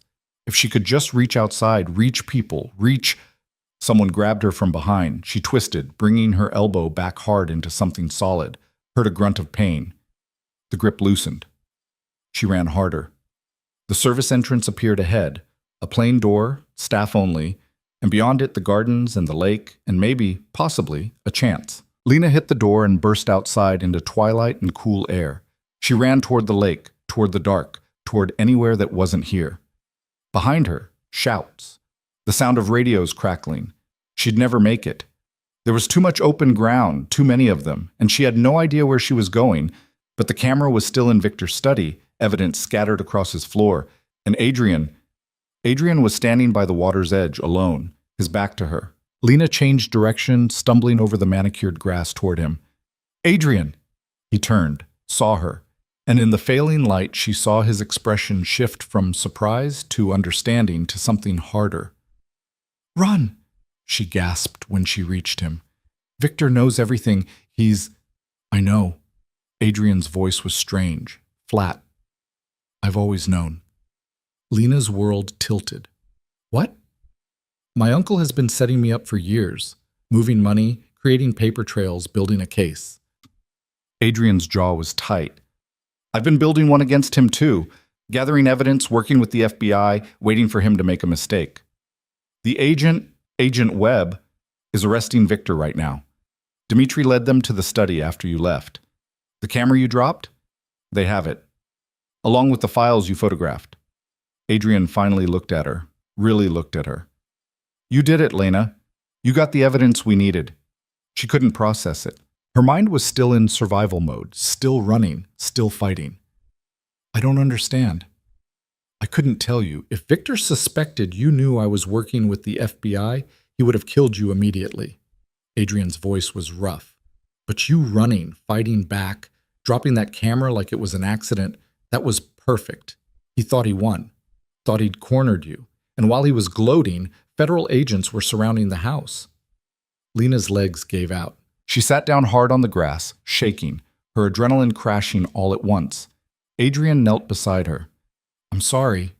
I know I should have warned you, prepared you, but I could have died. Yes. He didn't try to soften it. You could have. And I'm sorry I put you in that position. But you're alive, and Victor's finished, and your father's name can be cleared. The words came out barely above a whisper. You really did it. We did it. Adrian offered his hand. Come on. There's someone you should meet. Agent Webb was waiting back at the house, Victor in handcuffs between two federal agents. The party had devolved into chaos, guests being questioned, family members demanding answers, Isabella crying in her wedding dress while Thomas looked shell-shocked. Miss Carter, Webb extended his hand. That was incredibly brave and incredibly stupid, but effective. We got everything we needed. My father, Carlo Moretti's case will be reviewed. With this evidence, I'd expect a full exoneration within 6 months. Webb glanced at Adrian. Your testimony will help too. You understand what cooperating means? I understand. Adrian's voice was steady. Whatever it takes. Lena watched Victor being led away, his perfect facade finally cracked. He caught her eye as he passed, and for just a moment she saw rage there. Pure, undiluted hatred. Then he was gone, loaded into a federal vehicle, and it was over. The night blurred after that. Statements to the FBI. Concerned relatives asking questions. Elena appearing with blankets and coffee that Lena couldn't taste.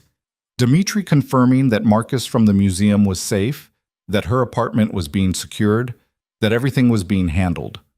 It was dawn before they finally left, driving back to Chicago in Adrian's Mercedes while the sky turned pink and gold over Lake Michigan. What happens now? Lena asked. Her voice was hoarse from talking to agents.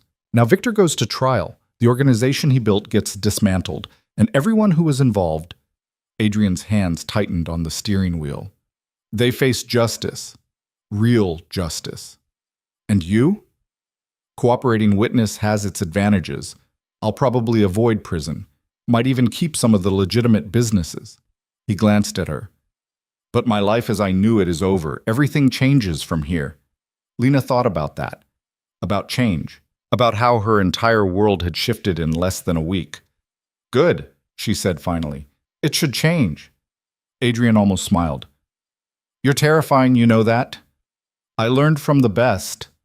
They drove in silence for a while, the city waking up around them. Lena watched Chicago slide past, familiar streets that felt different now. She was different now. For what it's worth, Adrian said as they pulled up to his building, you were right about the forged signatures. That's what caught Victor. He was good at forgery, but not perfect. The handwriting analysis will be damning. All those years studying paintings, Lena murmured, learning to spot the fakes. Turns out it was exactly what you needed. They rode the elevator up in comfortable silence. The penthouse looked the same, but Lena knew nothing would ever be the same again. Get some sleep, Adrian said. We'll figure out next steps when you wake up. But Lena couldn't sleep. She stood at the windows, watching the sun rise over Lake Michigan, thinking about her father, about justice delayed 15 years, about the price of truth. Her phone buzzed. A text from an unknown number. She almost didn't open it, but curiosity, the same curiosity that had led her to examine that painting, to uncover that ledger, won out. The message was simple. Your father would be proud. A friend. Lena stared at it for a long time. Then she deleted it, blocked the number, and finally let herself cry. For her father. For herself. For the girl she'd been and the woman she'd become. By the time Adrian emerged from his room hours later, Lena had made a decision. I'm going back to work, she said. At the museum. I want my life back. Adrian studied her. You sure? After everything, I'm still a conservator. That's who I am. She met his eyes. But I'm also someone who knows how to spot lies now, how to fight back, how to survive in your world. It's not my world anymore. No, Lena agreed. I guess it's not. They stood there, two people who'd survived something impossible, and for the first time in days, the future felt like something other than a threat.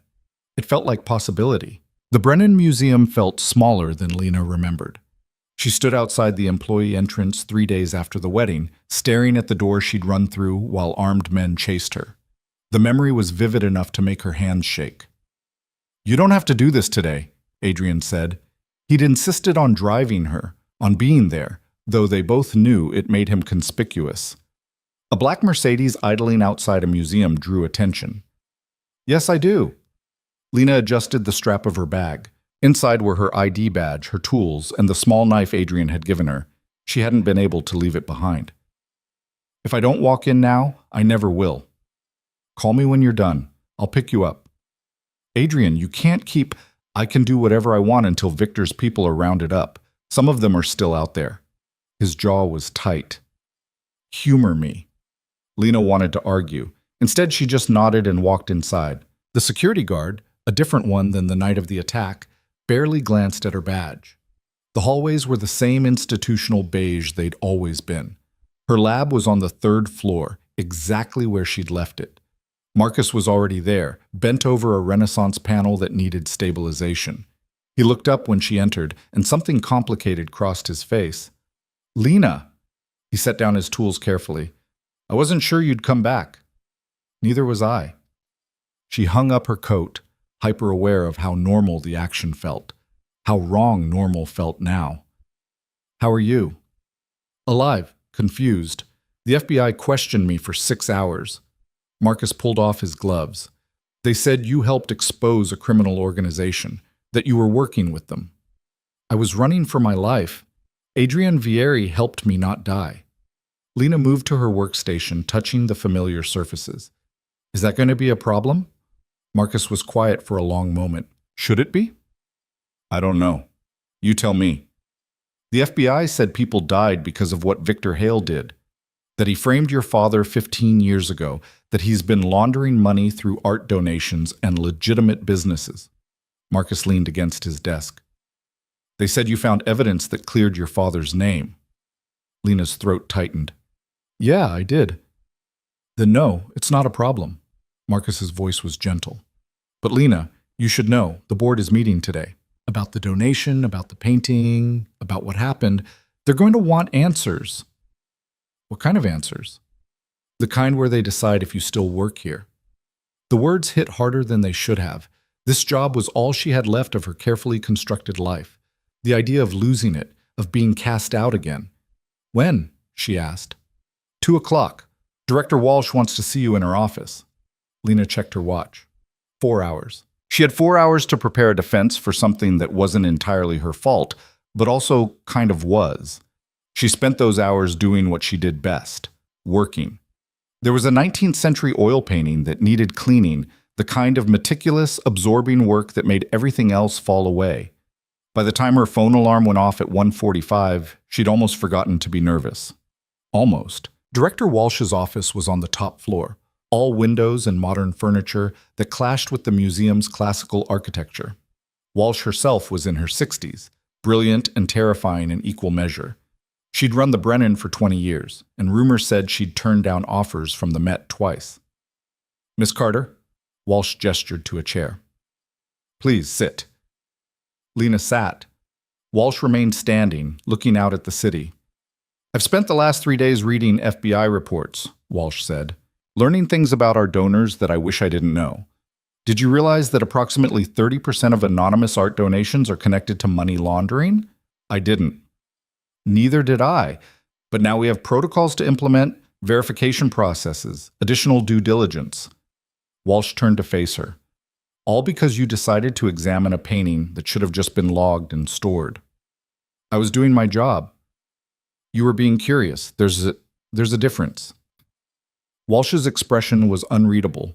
"Your curiosity led to armed men in my museum, to chemical gas being released, to federal agents crawling through our records, to a donor, a generous, long-term donor, being arrested for murder and fraud." Lena's stomach dropped. "I'm fired." "You're not fired." Walsh sat down heavily. "The board wanted to fire you. They wanted to make an example, show that we take security seriously, protect the museum's reputation. I told them no." "Why?" "Because you did exactly what a conservator should do. You looked beneath the surface. You found the truth." Walsh's voice softened slightly. "And because your father was Carlo Moretti, and I knew him." Lena's breath caught. "You knew my father?"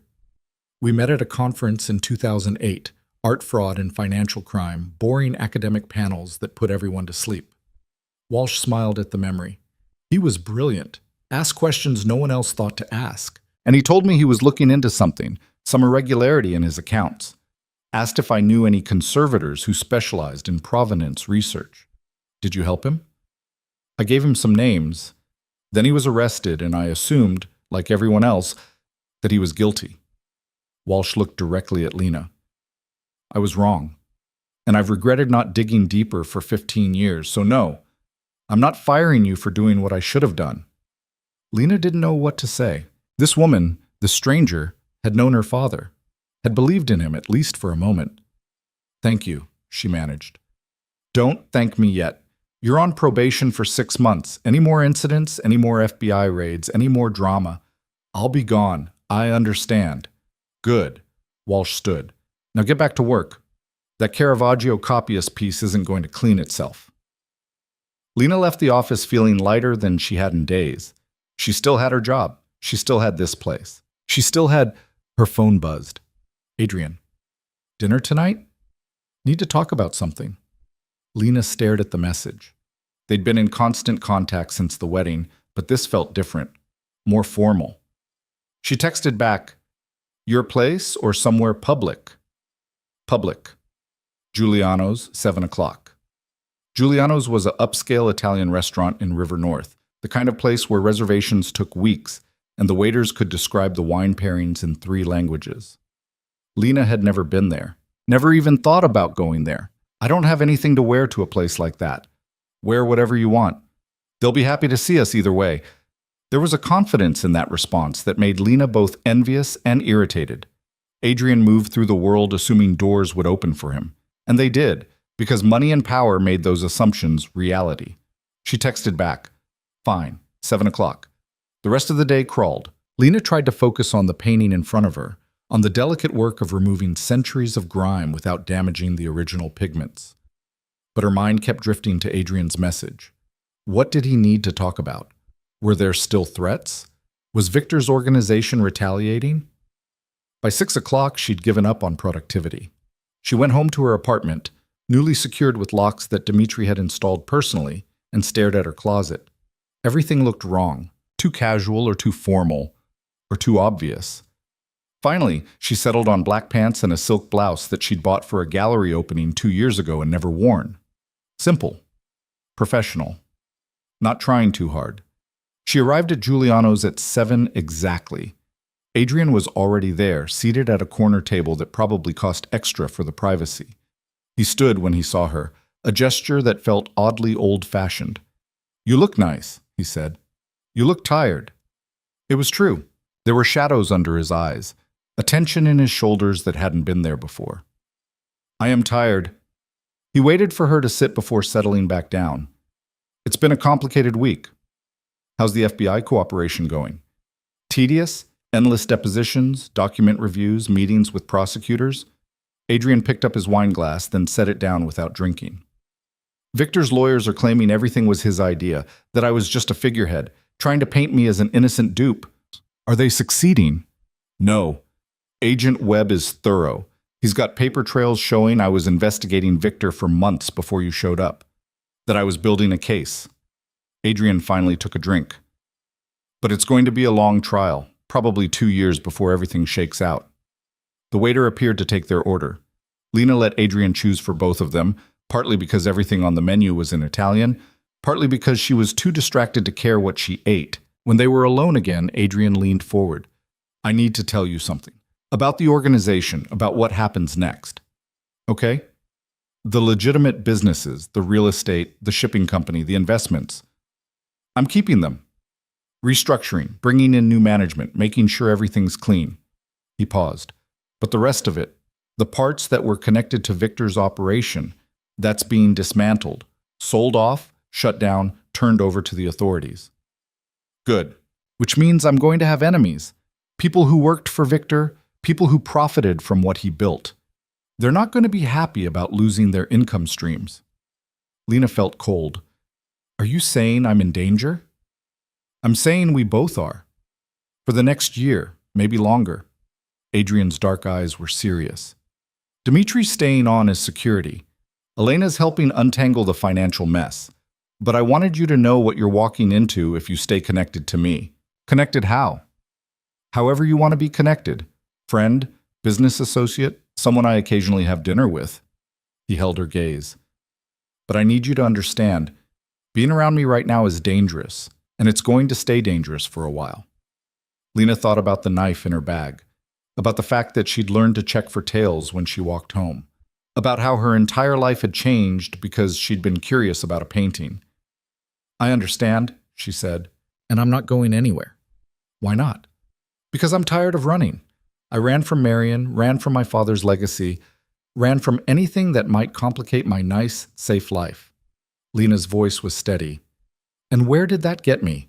Alone in a museum lab, pretending the past didn't exist? At least now I'm living in the truth. Adrian smiled, though it didn't quite reach his eyes. The truth is messy. So am I, apparently. Their food arrived. Pasta that looked like art. Flavors that Lena couldn't even begin to identify. She ate mechanically, aware that this was probably incredible food, but unable to fully appreciate it. There's something else, Adrian said after a while. The painting, the one with the ledger. The FBI is keeping it as evidence, but eventually it'll be returned to the museum. When it is, I want you to restore it properly. Remove the forgery, document the ledger, preserve it as a historical artifact. Why? Because it's part of the story. Your father's story, my mother's story, everyone who got caught up in Victor's operation. Adrian set down his fork. It deserves to be preserved correctly. That could take months. I've got time. They finished dinner talking about inconsequential things. The museum, Chicago's weather, a documentary Adrian had watched about art forgers. Safe topics that skirted around the larger questions neither of them wanted to ask. When the check came, Adrian paid without looking at the total. They walked out into a cool spring evening, the city alive with Friday night energy. Can I drive you home? Adrian asked. I can take a cab. That wasn't what I asked. Lena looked at him, this man who'd pulled her into his world and somehow made her want to stay. Yeah, you can drive me home. They drove through Chicago in comfortable silence, the Mercedes gliding through traffic like it owned the roads. When they reached Lena's apartment building, Adrian insisted on walking her to her door. Dimitri checked the perimeter earlier, he said, but humor me. Her apartment was exactly as she'd left it, clean, organized, with the new locks gleaming on the door. Adrian did a quick sweep of the rooms anyway, checking windows and closets like he expected to find someone hiding. You're paranoid, Lena said. I'm careful. There's a difference. He turned to face her. Lock the door after I leave. If anything feels wrong, even slightly off, you call me immediately. Adrian, promise me. She could see the fear in his eyes, buried under layers of control, but present. He'd lost his mother to Victor's scheming. He wasn't going to lose anyone else if he could help it. I promise, she said. He nodded once, then moved toward the door, stopped, turned back. I'm glad you're here, he said quietly. Glad you're alive. Glad you're not running. Me too. He left. Lena locked the door behind him, engaged the deadbolt, and stood in her quiet apartment feeling the weight of everything that had changed. Her phone buzzed, a text from a number she didn't recognize. Enjoy dinner? Victor says hello from his cell. A concerned friend, Lena's blood ran cold. She screenshot the message and immediately called Adrian. He answered on the first ring. What's wrong? I got a text from someone claiming to speak for Victor. Silence on the other end, then. Forward it to me, now, and pack a bag. You're not staying there tonight. Adrian, I can't keep running every time. This isn't running. This is surviving. Pack a bag. I'm turning around. He hung up. Lena stood frozen for a moment, then moved into action. Clothes, toiletries, her laptop, work files. She was shoving everything into a duffel when her apartment's fire alarm started screaming. No smoke. No heat. Just the alarm, piercingly loud. Lena grabbed her bag and her phone and ran for the door. In the hallway, other residents were emerging confused and annoyed. The building had old alarms that went off at least once a month. Usually, it was nothing. Usually. Lena took the stairs instead of the elevator, her bag heavy on her shoulder. She was on the 4th floor. The stairs were concrete and metal, her footsteps echoing. On the second-floor landing, she nearly collided with someone coming up. A man, 30s, average height, wearing maintenance coveralls that looked wrong somehow. Too clean, too new. Their eyes met. He smiled. "Miss Carter, what a coincidence." Lena didn't think. She swung her bag at his head as hard as she could. He blocked it, grabbed her wrist, and suddenly they were fighting on the stairwell landing. He was stronger, better trained. But Lena had spent the last week learning to fight dirty. She stomped on his instep with her heel, drove her knee toward his groin, and when he doubled over, she ran. Down the stairs, legs pumping, the fire alarm still screaming. Behind her, footsteps. He was following. She burst into the lobby where residents were gathered, confused about the alarm. The man chasing her wouldn't do anything in front of witnesses. She hoped. Adrian's Mercedes screeched to a stop outside. He was out of the car before it fully stopped, moving through the crowd with purpose. "Lena!" She ran to him. "There's someone—" "I know. Get in the car." Dimitri was driving. Adrian shoved Lena into the back seat and climbed in after her, already on his phone. "We need police at 1847 North Lincoln. Possible assault, definitely harassment, and check the goddamn fire system. Someone triggered it manually." They pulled away from the curb fast enough to leave rubber. Lena looked back to see the man in coveralls watching from the lobby, still smiling. "Who was that?" she gasped.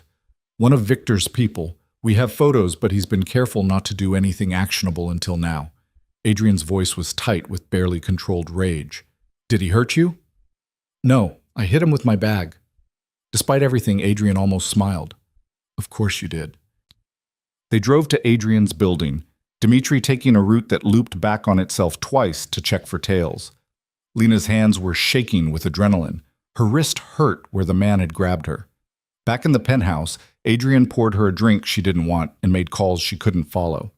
Dimitri disappeared to coordinate security, and Lena sat on the couch, in expensive clothes that now felt like a costume, trying to process the fact that someone had been in her building, waiting for her. "Agent Webb is sending someone to your apartment," Adrian said, hanging up. "They'll process it as a crime scene, get evidence." "This is never going to end, is it?" Lena's voice was flat. "There's always going to be someone trying to finish what Victor started." "Not always, but for now, yes." Adrian sat beside her. "I'm sorry. I should have had better security on your building. I should have— Stop apologizing for things that aren't your fault. Someone just tried to grab you because of me. That is my fault. Someone tried to grab me because of Victor, because he's a murderous bastard with loyal employees." Lena took a shaky breath. "And because I chose to stay involved. That was my decision." Adrian looked at her for a long moment. "You could still leave. Witness protection, new identity, somewhere Victor's people would never find you. And spend the rest of my life looking over my shoulder, wondering if today's the day they figure out where I am?" Lena shook her head. "No, I'm done hiding." "Then what do you want to do?" It was a good question. What did she want? Safety was clearly off the table. Her old life was gone, probably forever. But sitting here in Adrian's penthouse waiting for the next threat, that wasn't living either. "I want to finish this," she said slowly.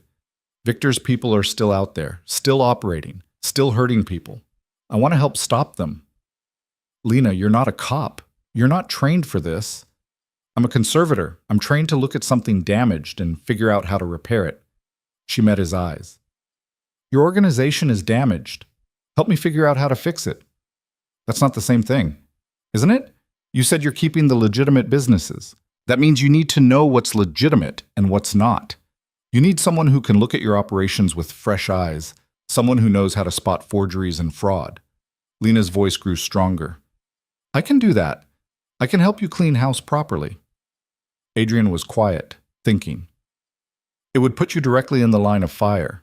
Anyone dirty in my organization would see you as a threat. They already do." "Fair point." He stood, paced to the windows. "Elena would work with you.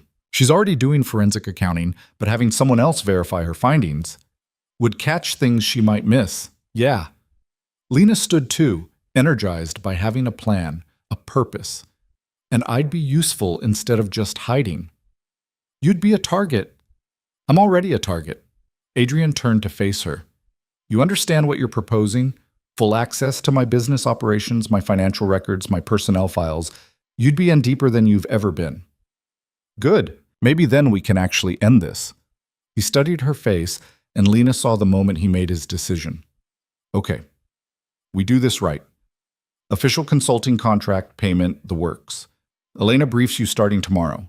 Dimitri assigns you security, and you report anything suspicious directly to Agent Webb and the FBI. Agreed. And Lena? Adrian's voice was serious. The moment this gets too dangerous, the moment you want out, you tell me. No judgment, no questions. You just walk away. I will. She meant it, mostly. But I don't think I'm going to want out. Why not? Because for the first time in 15 years, I'm doing something that matters. Something my father would have done if he'd had the chance. Lena smiled, and it felt real. I'm finishing his work. Adrian nodded slowly. He'd be proud of you, for what it's worth. It's worth a lot. They stood there in the dimming light. The city spread out below them, and Lena felt something shift. She wasn't a victim anymore, wasn't running. She was choosing this, the danger, the work, the fight. She was choosing to stand. The next morning, Elena arrived at the penthouse with 3 banker's boxes full of files and a laptop that looked like it could launch missiles. So Adrian tells me you want to learn forensic accounting? Elena said, setting up on the dining table. Are you insane or just suicidal? Little bit of both. Lena pulled up a chair. Where do we start? With coffee. Lots of coffee. Elena opened the first box. Then we start with the shipping company. It's the cleanest of the operations, which means if there's dirt, it's buried deep. They worked through the morning and into the afternoon, Elena explaining financial structures while Lena took notes and asked questions. It was like learning a new language, one where every number told a story and every transaction had layers of meaning. By evening, Lena's head was spinning with corporate entities and shell companies and the dozen ways money could be moved without leaving obvious traces. You're getting it, Elena said, impressed. Most people take weeks to see the patterns. I'm used to looking at patterns, just usually in paint, not profit and loss statements. Same principle, really. Follow the layers, see what's hiding underneath. Elena closed her laptop. We'll continue tomorrow. And Lena? Be careful. The people we're investigating, they're not going to appreciate what we're doing. I know. Elena left. Lena stayed at the table, reviewing notes, until Adrian came home from whatever meetings had occupied his day. How'd it go? He asked. I think I might actually be good at this. Lena looked up.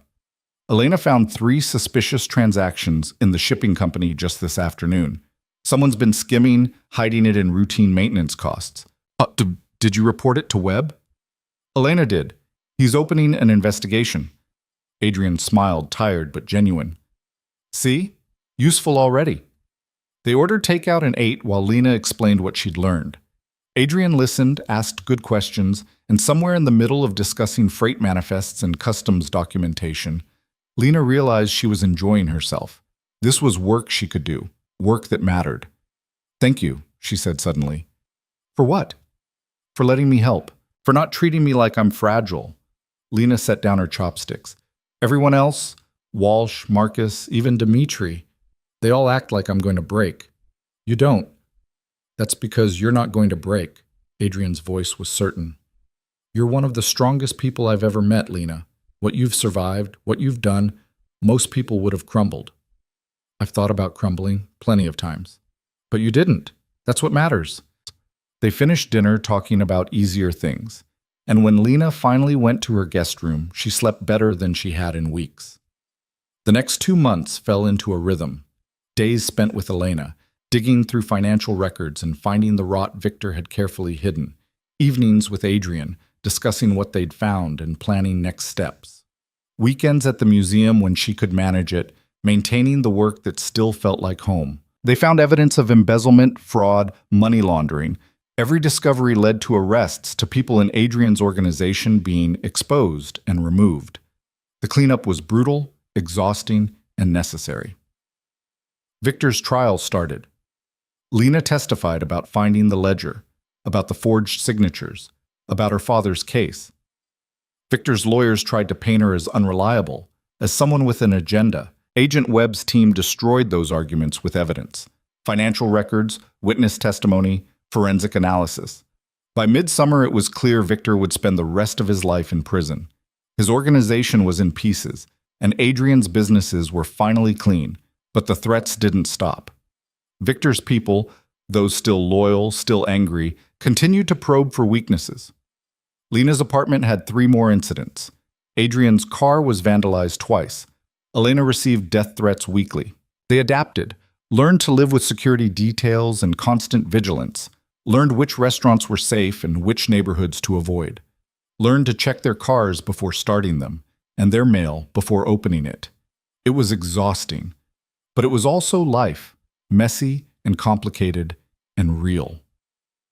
On a humid August evening, Agent Webb called Adrian with news. "We got him," Webb said. Lena could hear him through the phone.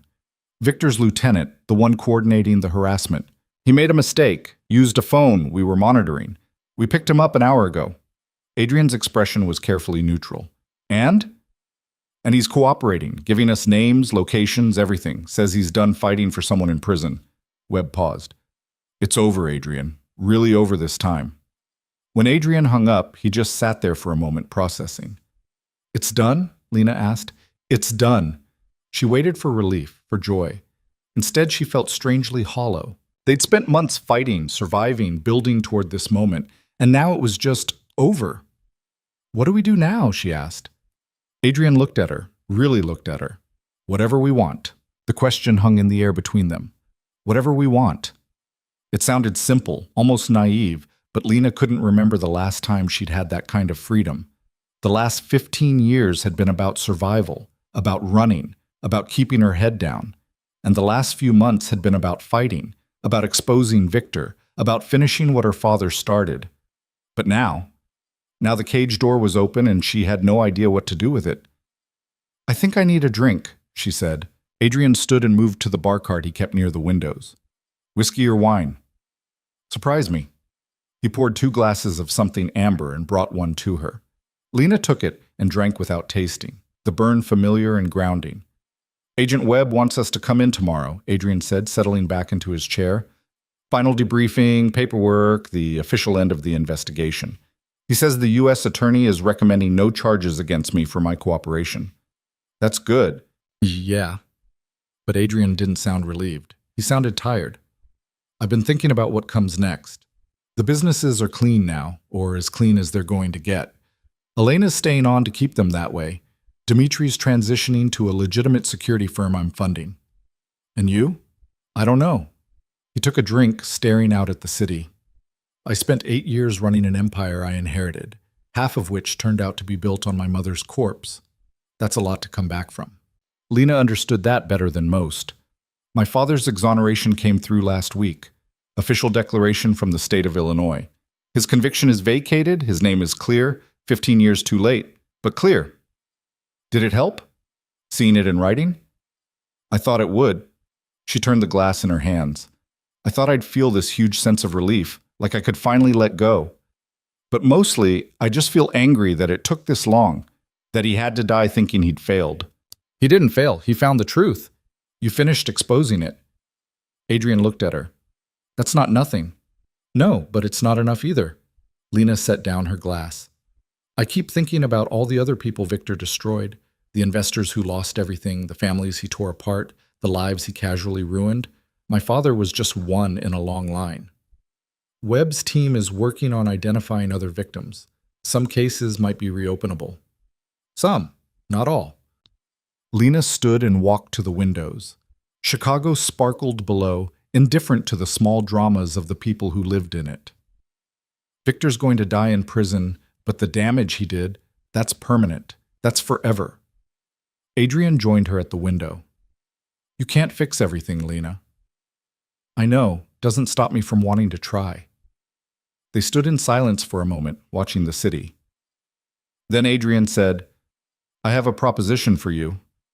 "Should I be worried?" "Probably." He turned to face her. "The businesses I'm keeping, they're worth approximately $400 million. Real estate, shipping, legitimate investments. They need oversight, someone to make sure they stay clean, someone who knows how to spot the signs of corruption before it takes root. Lena's pulse quickened. You want me to work for you? I want you to work with me. As a partner. Equal stake, equal say, equal control. Adrian's voice was steady, serious. Elena handles the financial side, Dmitri handles security, and you handle integrity. You'd have full access to everything, full authority to investigate anything that looks suspicious, and full backing to shut down anything that crosses the line. That's insane. It's practical. You've proven you can do this work. You're good at it. And more importantly, I trust you. He paused. You're one of maybe 3 people in this world I can say that about. Lena's mind was racing. A partnership. Real power. Real resources. Real ability to make a difference. It was everything she'd never thought to want, and somehow exactly what she needed. What about the museum? She asked. Keep working there if you want. This would be part-time consulting, at least at first. If it grows into something more, Adrian shrugged. We figure it out. And if I say no? Then you say no. No hard feelings, no pressure. You've already done more than anyone had a right to ask. Lena turned back to the window, thinking. The conservator's life she'd built, quiet, safe, anonymous, was gone. Whether she took this offer or not, Victor had seen to that. She could try to rebuild something similar, find another museum, another city, another chance to disappear. Or she could step into something bigger, something that scared her and excited her in equal measure. I need time to think about it, she said finally. Take all the time you need. But even as she said it, Lena knew what her answer would be. She'd known since the moment Adrian made the offer. She was just afraid to admit how much she wanted it. The next morning, they met Agent Webb at the FBI field office downtown.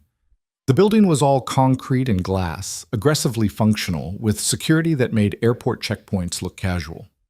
Webb met them in a conference room with a view of the river and coffee that tasted like it had been sitting since dawn.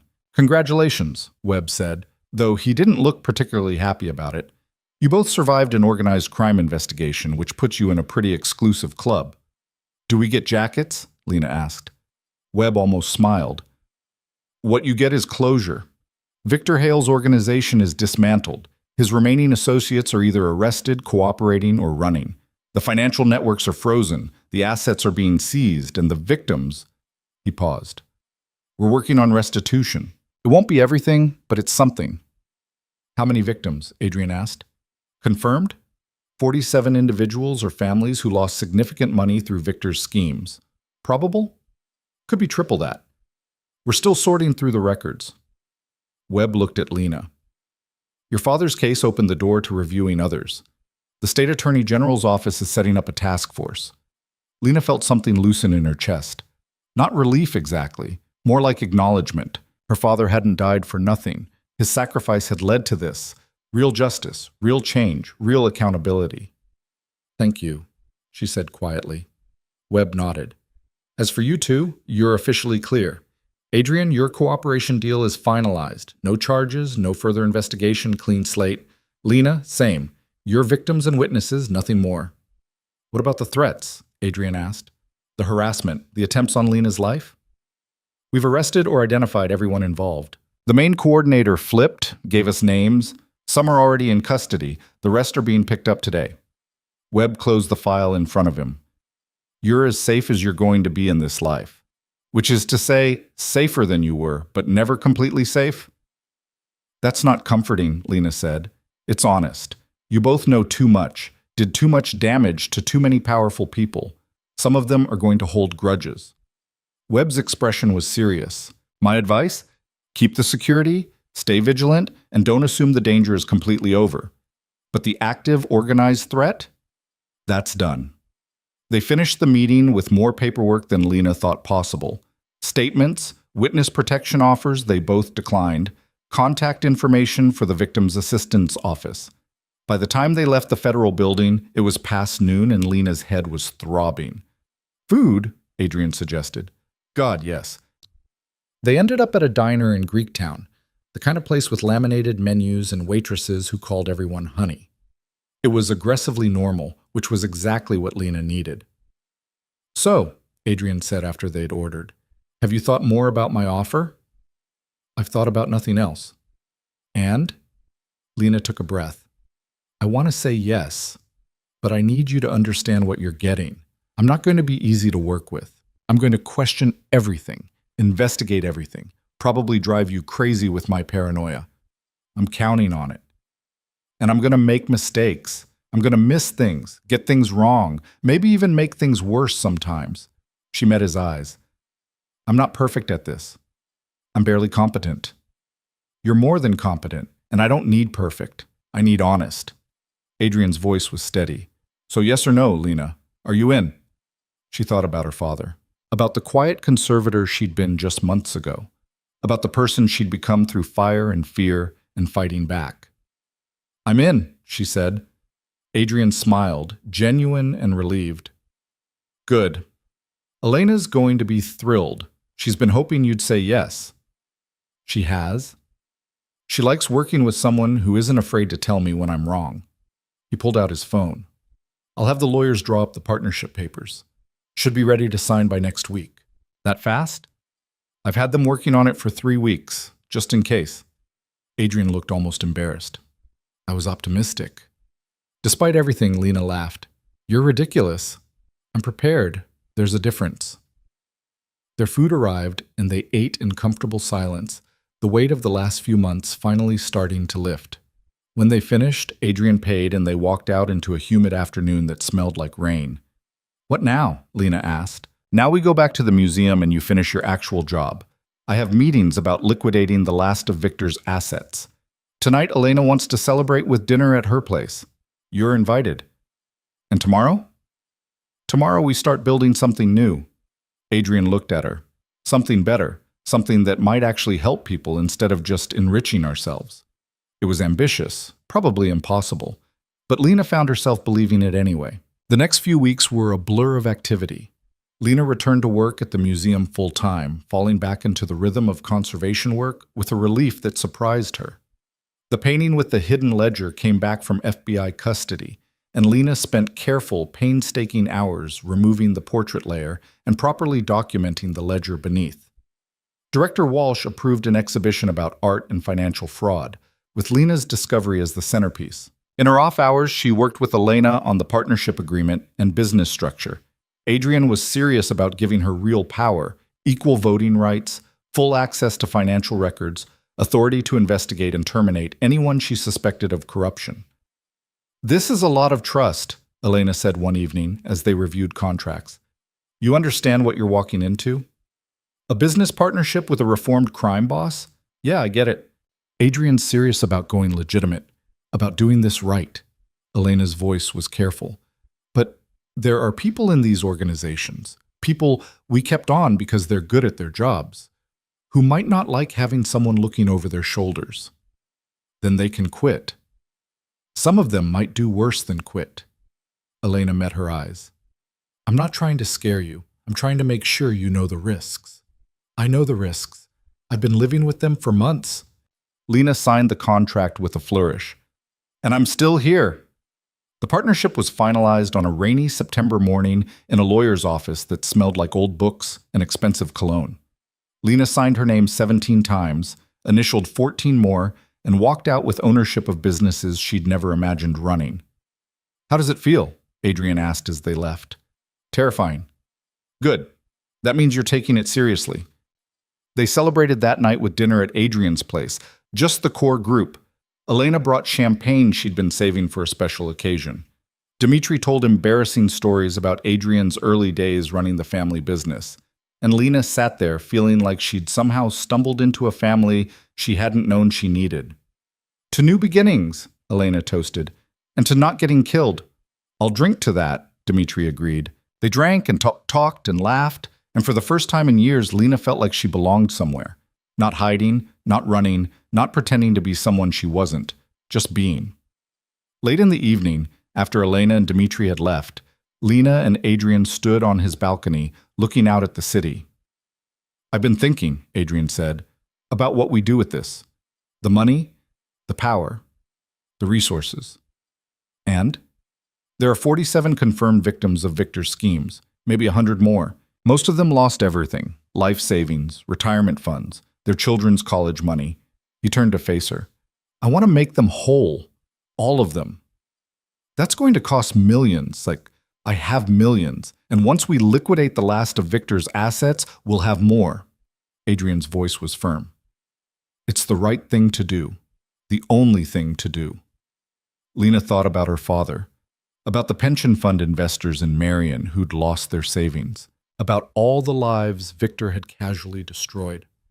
We'll need a foundation, she said slowly. Legal structure, oversight, verification process. Elena can help set it up. Will you run it? Me? You understand what these people lost better than anyone. And you know how to spot fraud, how to make sure the money actually reaches the victims and doesn't get stolen again. Adrian's dark eyes were steady. I can't think of anyone better. Well, Zelina felt something shift inside her, a sense of purpose that went beyond just survival or revenge. This was something constructive, something that might actually help people heal. Okay, she said, I'll do it. The foundation took 3 months to establish. Lena worked with Elena and a team of lawyers to create something airtight, something that couldn't be corrupted or misused. They called it the Moretti Trust, after her father, and the first checks went out in December. Watching the money reach people who'd been destroyed by Victor's greed was more satisfying than Lena had expected. There were tears, thank you letters, stories of how the restitution was changing lives. Not fixing everything, nothing could fix everything, but helping, making things a little bit better. By spring, the trust had returned over $50 million to verified victims. By summer, that number had doubled, and every check that went out carried Lena's signature and her father's name. The museum exhibition opened in June to surprising acclaim. Lena gave interviews about the discovery, about conservation work and financial fraud, carefully avoiding the more dramatic details of how she'd actually uncovered the ledger. The media loved the story anyway, the quiet conservator who'd exposed a criminal empire. You're famous now, Marcus teased her one afternoon in the lab. Should I start calling you Professor Carter? Please don't. Too late. It's already on your nameplate. But the attention brought opportunities. Other museums reached out about questionable donations. Law enforcement agencies asked for consulting on art-related fraud.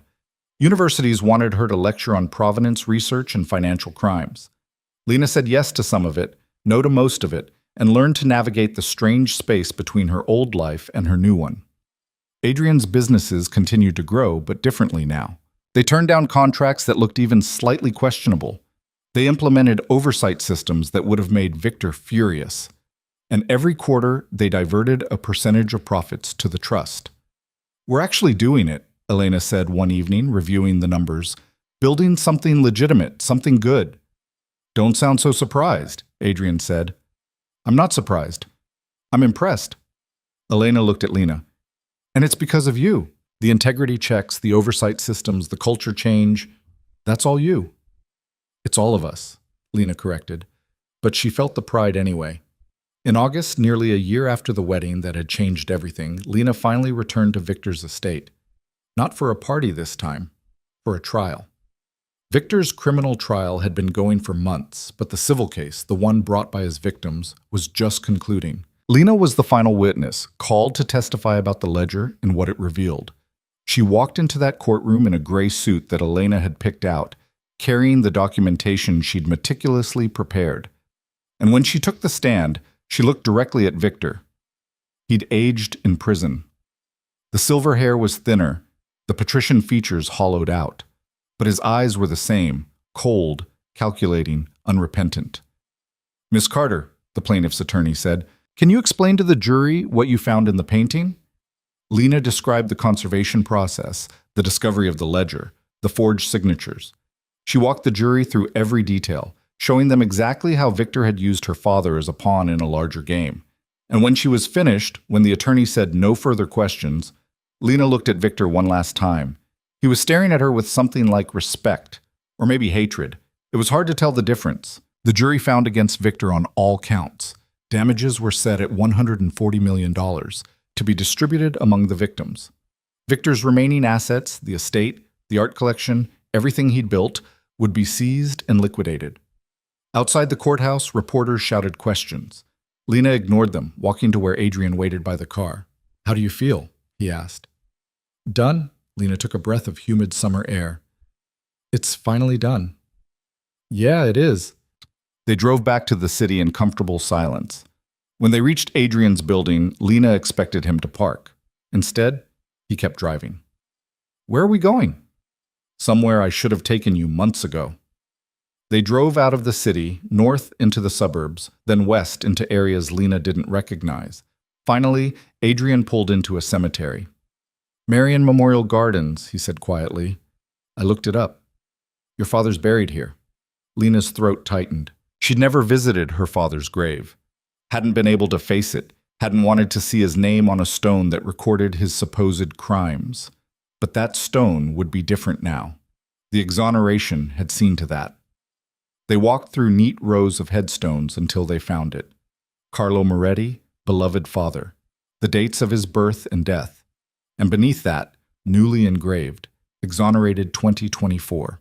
His name cleared, his honor restored. Lena knelt in the grass, touching the cold marble. Hi, Dad, she whispered. I finished it. What you started. They know the truth now. Beside her, Adrian stood quietly, giving her space. I'm okay, Lena continued, speaking to the stone. More than okay, actually. I found people who care about me. Found work that matters. Found a way to make sure what happened to you doesn't happen to anyone else. Her voice cracked. I wish you could see it. I wish you could know. She stayed there for a long time, crying silently, saying everything she'd never gotten to say. When she finally stood, Adrian was there with a handkerchief and steady presence. Thank you, she said, for bringing me here. You deserved closure, real closure. They drove back to Chicago as the sun set, painting the sky in shades of orange and gold. And somewhere on that drive, Lena felt the last piece of her grief settle into something bearable. Not gone, it would never be gone, but manageable. That night, standing in Adrian's penthouse with its view of the city and its expensive art and its history of both darkness and redemption, Lena made a decision. I'm buying a place, she said. My own apartment, my own space, somewhere I can actually call home. Adrian looked up from the whiskey he'd been pouring. You're moving out? Eventually, not because I don't appreciate everything you've done, but because I need to stand on my own. She met his eyes. I've been dependent on you for almost a year. Hiding here, using your security, living in your shadow, that needs to change. You're not in my shadow. Maybe not, but I need to prove that to myself. Lena took the glass he offered. Elena's helping me find a place, somewhere with good security, close to the museum. I'll still work with you, still be your partner, but I need my own life too. Adrian was quiet for a moment, then nodded. I understand, and for what it's worth, I think you're right. You do? You've spent your whole adult life defining yourself by what you're running from. First your father's case, then Victor's threats. It's time you figured out who you are when you're not in survival mode. What if I don't like who that is? Then you'll change. That's the point of freedom. You get to choose. Lena found her apartment in October. A 2-bedroom in Lincoln Park, close enough to the museum for an easy commute, but far enough from Adrian's building to feel independent. It had good light, enough space for a home office, and a doorman who took security seriously. Moving in felt strange and liberating in equal measure. Elena helped her pick out furniture. Dmitri supervised the security installation, and Adrian showed up with a housewarming gift, a small, abstract painting that Lena recognized from his collection. You can't give me a Kandinsky, she protested. It's a study, not a major work, and it's yours. Adrian hung it on her living room wall with the precision of someone who'd done this before. Every home needs art. The painting stayed. Lena gradually filled the space with books and her own smaller pieces, prints she'd collected, sketches from artist friends, photographs of places she'd traveled. It became hers in a way nothing had been hers in years. Work at the museum continued. The exhibition was so successful that Director Walsh asked Lena to develop a new conservation program focused on fraud detection. Lena said yes, and found herself training other conservators in the techniques she'd developed. The partnership with Adrian evolved too. They met weekly to review the businesses, to discuss concerns, to make decisions together. Lena had found her rhythm, questioning everything but trusting the people she'd learned to trust, investigating thoroughly but not letting paranoia paralyze her. There were still threats occasionally, anonymous emails, suspicious packages, the kind of low-level harassment that came with having destroyed a criminal empire, but they were manageable now, background noise rather than existential danger. Elena's forensic accounting work uncovered 2 more fraud schemes in Adrian's organization over the next year. Both times, Lena helped investigate, and both times they reported the findings to authorities. Employees were arrested, prosecutions followed, and the businesses became cleaner. "We're building something sustainable here," Elena said during one of their quarterly reviews. "Something that might actually last." "Don't jinx it," Dmitry warned, but he was smiling. By the second anniversary of finding the ledger, Lena's life had achieved a balance she hadn't thought possible. She worked at the museum 4 days a week, consulted for Adrian's businesses one day, and spent weekends on trust work and her own projects. She dated occasionally, though nothing serious. She made friends outside of work, people who knew nothing about Victor or crime families or hidden ledgers. She was improbably happy. On a cold November evening, Adrian invited her to dinner at his place. Nothing formal, just the core group again: Elena, Dmitry, and a few others who'd become family over the years. "I have news," Adrian said over dessert. "The last of Victor's assets were liquidated this week. The estate, the art collection, everything. It brought in $80 million. "Where's it going?" Lena asked. "Half to the trust, for victim restitution and ongoing support. The other half," Adrian looked around the table. "I want to use it to start something new. A legitimate foundation focused on fighting financial fraud, supporting whistleblowers, helping people navigate the system when they've been victimized." "That's ambitious," Elena said. "It's necessary, and I want all of you involved. Elena running the financial side, Dmitry handling security for people in danger, Lena as director." Adrian's voice was steady. "This is what we do with what we've learned. We help other people not become victims." Lena felt that familiar pull of purpose, of work that mattered. "I'm in," she said. Around the table, everyone else agreed. And just like that, they had a new mission. The foundation launched the following spring. They called it the Integrity Project, and it quickly became a resource for people facing the kind of corruption and fraud that had destroyed Lena's father. They provided legal support, financial expertise, security when needed. They helped whistleblowers come forward safely. They connected victims with resources for recovery. It was hard work, exhausting work, but it was also the most meaningful thing Lena had ever done. 3 years after finding that ledger in a forgotten painting, Lena Carter stood at the podium of a university auditorium, giving a lecture on art conservation and financial fraud. The room was full: students, professionals, academics, people who wanted to learn how to spot the lies hidden in layers of paint and paper. "The truth is always there," she told them. "Sometimes buried, sometimes obscured, but there. You just have to be willing to look closely enough to find it." After the lecture, a young woman approached her. "Miss Carter, I just wanted to say thank you. My father lost everything to a fraud scheme 5 years ago. Your foundation helped us get some of it back. He can retire now, like he planned." Lena felt her chest tighten. "I'm glad we could help." "He wanted me to tell you," the young woman's voice cracked. "He wanted me to tell you that you gave him his dignity back. That matters more than the money." After the woman left, Lena stood in the empty auditorium for a long moment. Then she pulled out her phone and texted Adrian. "We're doing good work." His response came immediately. "Yes, we are."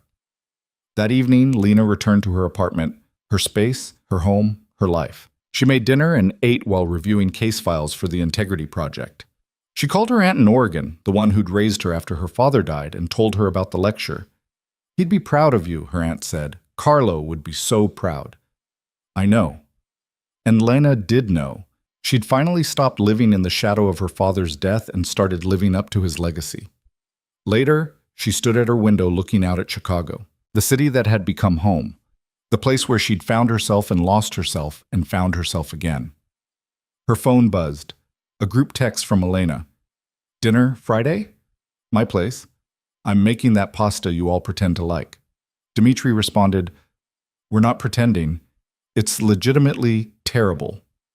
Adrian, "I'll bring wine. Good wine." Lena smiled and typed, "I'll be there." Because this was her life now. Not the one she'd planned, not the one she'd imagined, but the one she'd fought for and earned and built from the ruins of everything that had come before. She was no longer the quiet conservator who kept her head down. She was no longer the daughter of a convicted criminal carrying shame like armor. She was Lena Carter, partner in a legitimate business, director of a foundation that helped people, friend, survivor, someone who'd looked at corruption and didn't run, someone who'd chosen to stand and fight. The city lights sparkled below her, full of secrets and lies and truths waiting to be uncovered. And Lena knew that tomorrow she'd be back at it, investigating, questioning, protecting people who couldn't protect themselves. But tonight, she was home. She was safe. She was enough. And that, finally, was everything. She thought about sending one more text to Adrian, something about gratitude or partnership, or the strange journey they'd taken together. But words felt inadequate for what had passed between them. The trust built through fire, the partnership forged in crisis, the mutual respect that had become something like family. Instead, she just pulled up the photo on her phone, the one Dmitri had taken at Elena's last dinner party. All of them around the table, laughing at something Lena couldn't even remember now. Adrian's rare smile, Elena mid-gesture, making some point, Dmitri looking genuinely relaxed. They looked like what they were, people who'd survived impossible things together and somehow come out better for it. Lena set the phone down and opened her laptop. There was always more work to do, always more victims who needed help, more fraud to expose, more truth to uncover. But it wasn't burden anymore. It was purpose. She thought about the painting that had started everything, Woman in Blue with its hidden ledger and its layers of deception. The FBI had finally released it permanently to the museum, and Lena had finished the restoration last month. The portrait was gone, carefully removed and preserved separately. Now the ledger was displayed openly, a testament to everything it had exposed. Director Walsh had asked Lena to write the exhibition text. She'd spent hours on it, trying to capture not just the historical significance, but the human cost. In the end, she'd written simply, "Sometimes the truth is hidden in plain sight, waiting for someone brave enough to look." This ledger represents 15 years of fraud, corruption, and lives destroyed. It also represents the courage it takes to expose those crimes, and the justice that can come when people refuse to look away. Her father would have liked that, she thought, would have appreciated the simplicity, the honesty. Outside her window, Chicago continued its eternal motion, trains running, cars streaming, people living their complicated lives. And Lena was part of it now, no longer hiding in the margins, but fully present. Her phone buzzed one more time. Adrian, breaking from the group chat to send her a private message. "Thank you for saying yes to all of it. My life is better with you in it." Lena stared at the message for a long moment. They'd never really talked about what they were to each other. Partners? Yes. Friends? Definitely. But there was something more there too, something neither of them had been brave enough to name. She typed back, "Mine too. It was enough. For now, it was enough." She closed her laptop and got ready for bed, going through the new routines she'd built, checking the locks that Dmitri had installed, setting the security system, leaving a light on in the hall because complete darkness still made her nervous. Small accommodations to the trauma she'd survived, but getting smaller every day. In bed, Lena thought about tomorrow. Museum work in the morning, a lunch meeting with potential donors for the Integrity Project, afternoon calls with victims the foundation was helping. A full day, a good day, and Friday dinner with the people who'd become her family. She fell asleep thinking about her father, about the last conversation they'd had through prison glass, about how he'd looked at her with such desperate hope, begging her to believe him. "I believe you, Dad," she thought as sleep pulled her under. "I always believed you, and now everyone else does too." Somewhere in the city, in a high-rise penthouse of his own, Adrian stood at his windows thinking similar thoughts, about his mother, about the empire he'd inherited and dismantled and rebuilt, about the woman who'd walked into his life covered in chemical gas and fear, clutching a painting that would destroy everything, about how she'd saved him as much as he'd saved her. He raised his glass in a silent toast to the city, to survival, to the strange and impossible path that had led them both here. And in a comfortable house in Marion, Illinois, an older woman sat at her kitchen table looking at a letter from the state of Illinois. Official seal, legal language, but the meaning was clear. Carlo Moretti was innocent. His name was cleared, his honor restored. She cried, reading it for the third time. Her brother had been telling the truth. And now, finally, the world knew it. Across the city and the state and the country, 47 families, maybe more, received their restitution checks. Life-changing money. Apologies that came too late but still meant something. Acknowledgement of what they'd lost. It didn't fix everything. It couldn't bring back the years of struggling, the shame, the marriages that had failed under financial pressure, the dreams that had died. But it helped, and help, Lena had learned, was sometimes the best you could do. The next morning started gray and cold, Chicago settling into the kind of November that promised a hard winter. Lena dressed for the museum in layers, grabbed her coffee and her bag, and headed out into the world. On her way to the train, she passed a newsstand. The headline caught her eye. Victor Hale dies in prison, criminal mastermind dead at 68. Lena stopped, bought the paper, scanned the article. Heart attack, apparently. Quick, relatively painless. More mercy than he'd given his victims. She felt nothing. No satisfaction, no relief, not even the anger she'd carried for so long. Victor was just gone, a problem that had solved itself. She threw the paper away and continued to the train. At the museum, Marcus was already in the lab when she arrived. "Did you see the news?" he asked. "Yeah. How do you feel?" "Like I can finally close that chapter." Lena hung up her coat. "What are you working on?" And just like that, they were back to normal. Conservation work, careful hands, the quiet satisfaction of preserving beauty for future generations. This was her life now, not defined by Victor or her father or the trauma she'd survived. Just her work, her choices, her future. At lunch, she met with a potential donor for the Integrity Project, a wealthy businessman who'd been defrauded early in his career and wanted to help others avoid the same fate. He pledged $500,000 and asked how he could get more involved. "We're always looking for board members," Lena said. "People who understand what it's like to be victimized, who want to make sure others get the help they need." "Count me in." In the afternoon, she took calls from 3 different people the foundation was helping. A whistleblower who needed legal support. A fraud victim who couldn't navigate the restitution process. A small business owner whose partner had been embezzling for years. Each conversation was a reminder of why this work mattered. Why she'd chosen to keep fighting instead of walking away. By the time Friday evening arrived, Lena was exhausted and content. She showed up at Elena's apartment with wine and dessert, and found everyone already there. "To Victor's death," Dmitri toasted when they were all settled. "May he rot." "To closure," Elena amended. "To moving forward," Adrian said, looking at Lena. She raised her glass. "To surviving, to building something better, to family." They drank, and the evening unfolded the way these evenings always did. Food and wine and conversation that ranged from business to gossip to the kind of deep discussions that only happened with people who'd survived impossible things together. Late in the evening, after the others had left, Lena and Adrian stood on Elena's balcony looking out at the city. "Do you ever regret it?" Adrian asked. "Getting involved, staying involved, choosing this life over the quiet one you had?" Lena thought about it honestly. "Sometimes, when I'm scared or when the work feels too hard or when I see what we're up against." She turned to look at him. "But mostly, no, this feels right. Like I'm finally doing what I'm supposed to be doing." "Good." Adrian's voice was soft. "Because I can't imagine doing this without you. You'd figure it out. Maybe, but it wouldn't be the same."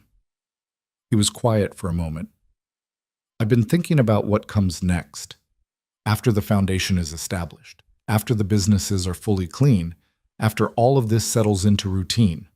And I think we should expand, not just fraud prevention, but other kinds of corruption. Political, environmental, corporate. There's so much that needs exposing, so many people who need protection." His eyes were bright with possibility. "We could make a real difference, Lena. Not just fixing individual cases, but changing systems." It was ambitious. Maybe impossible. But Lena found herself believing anyway.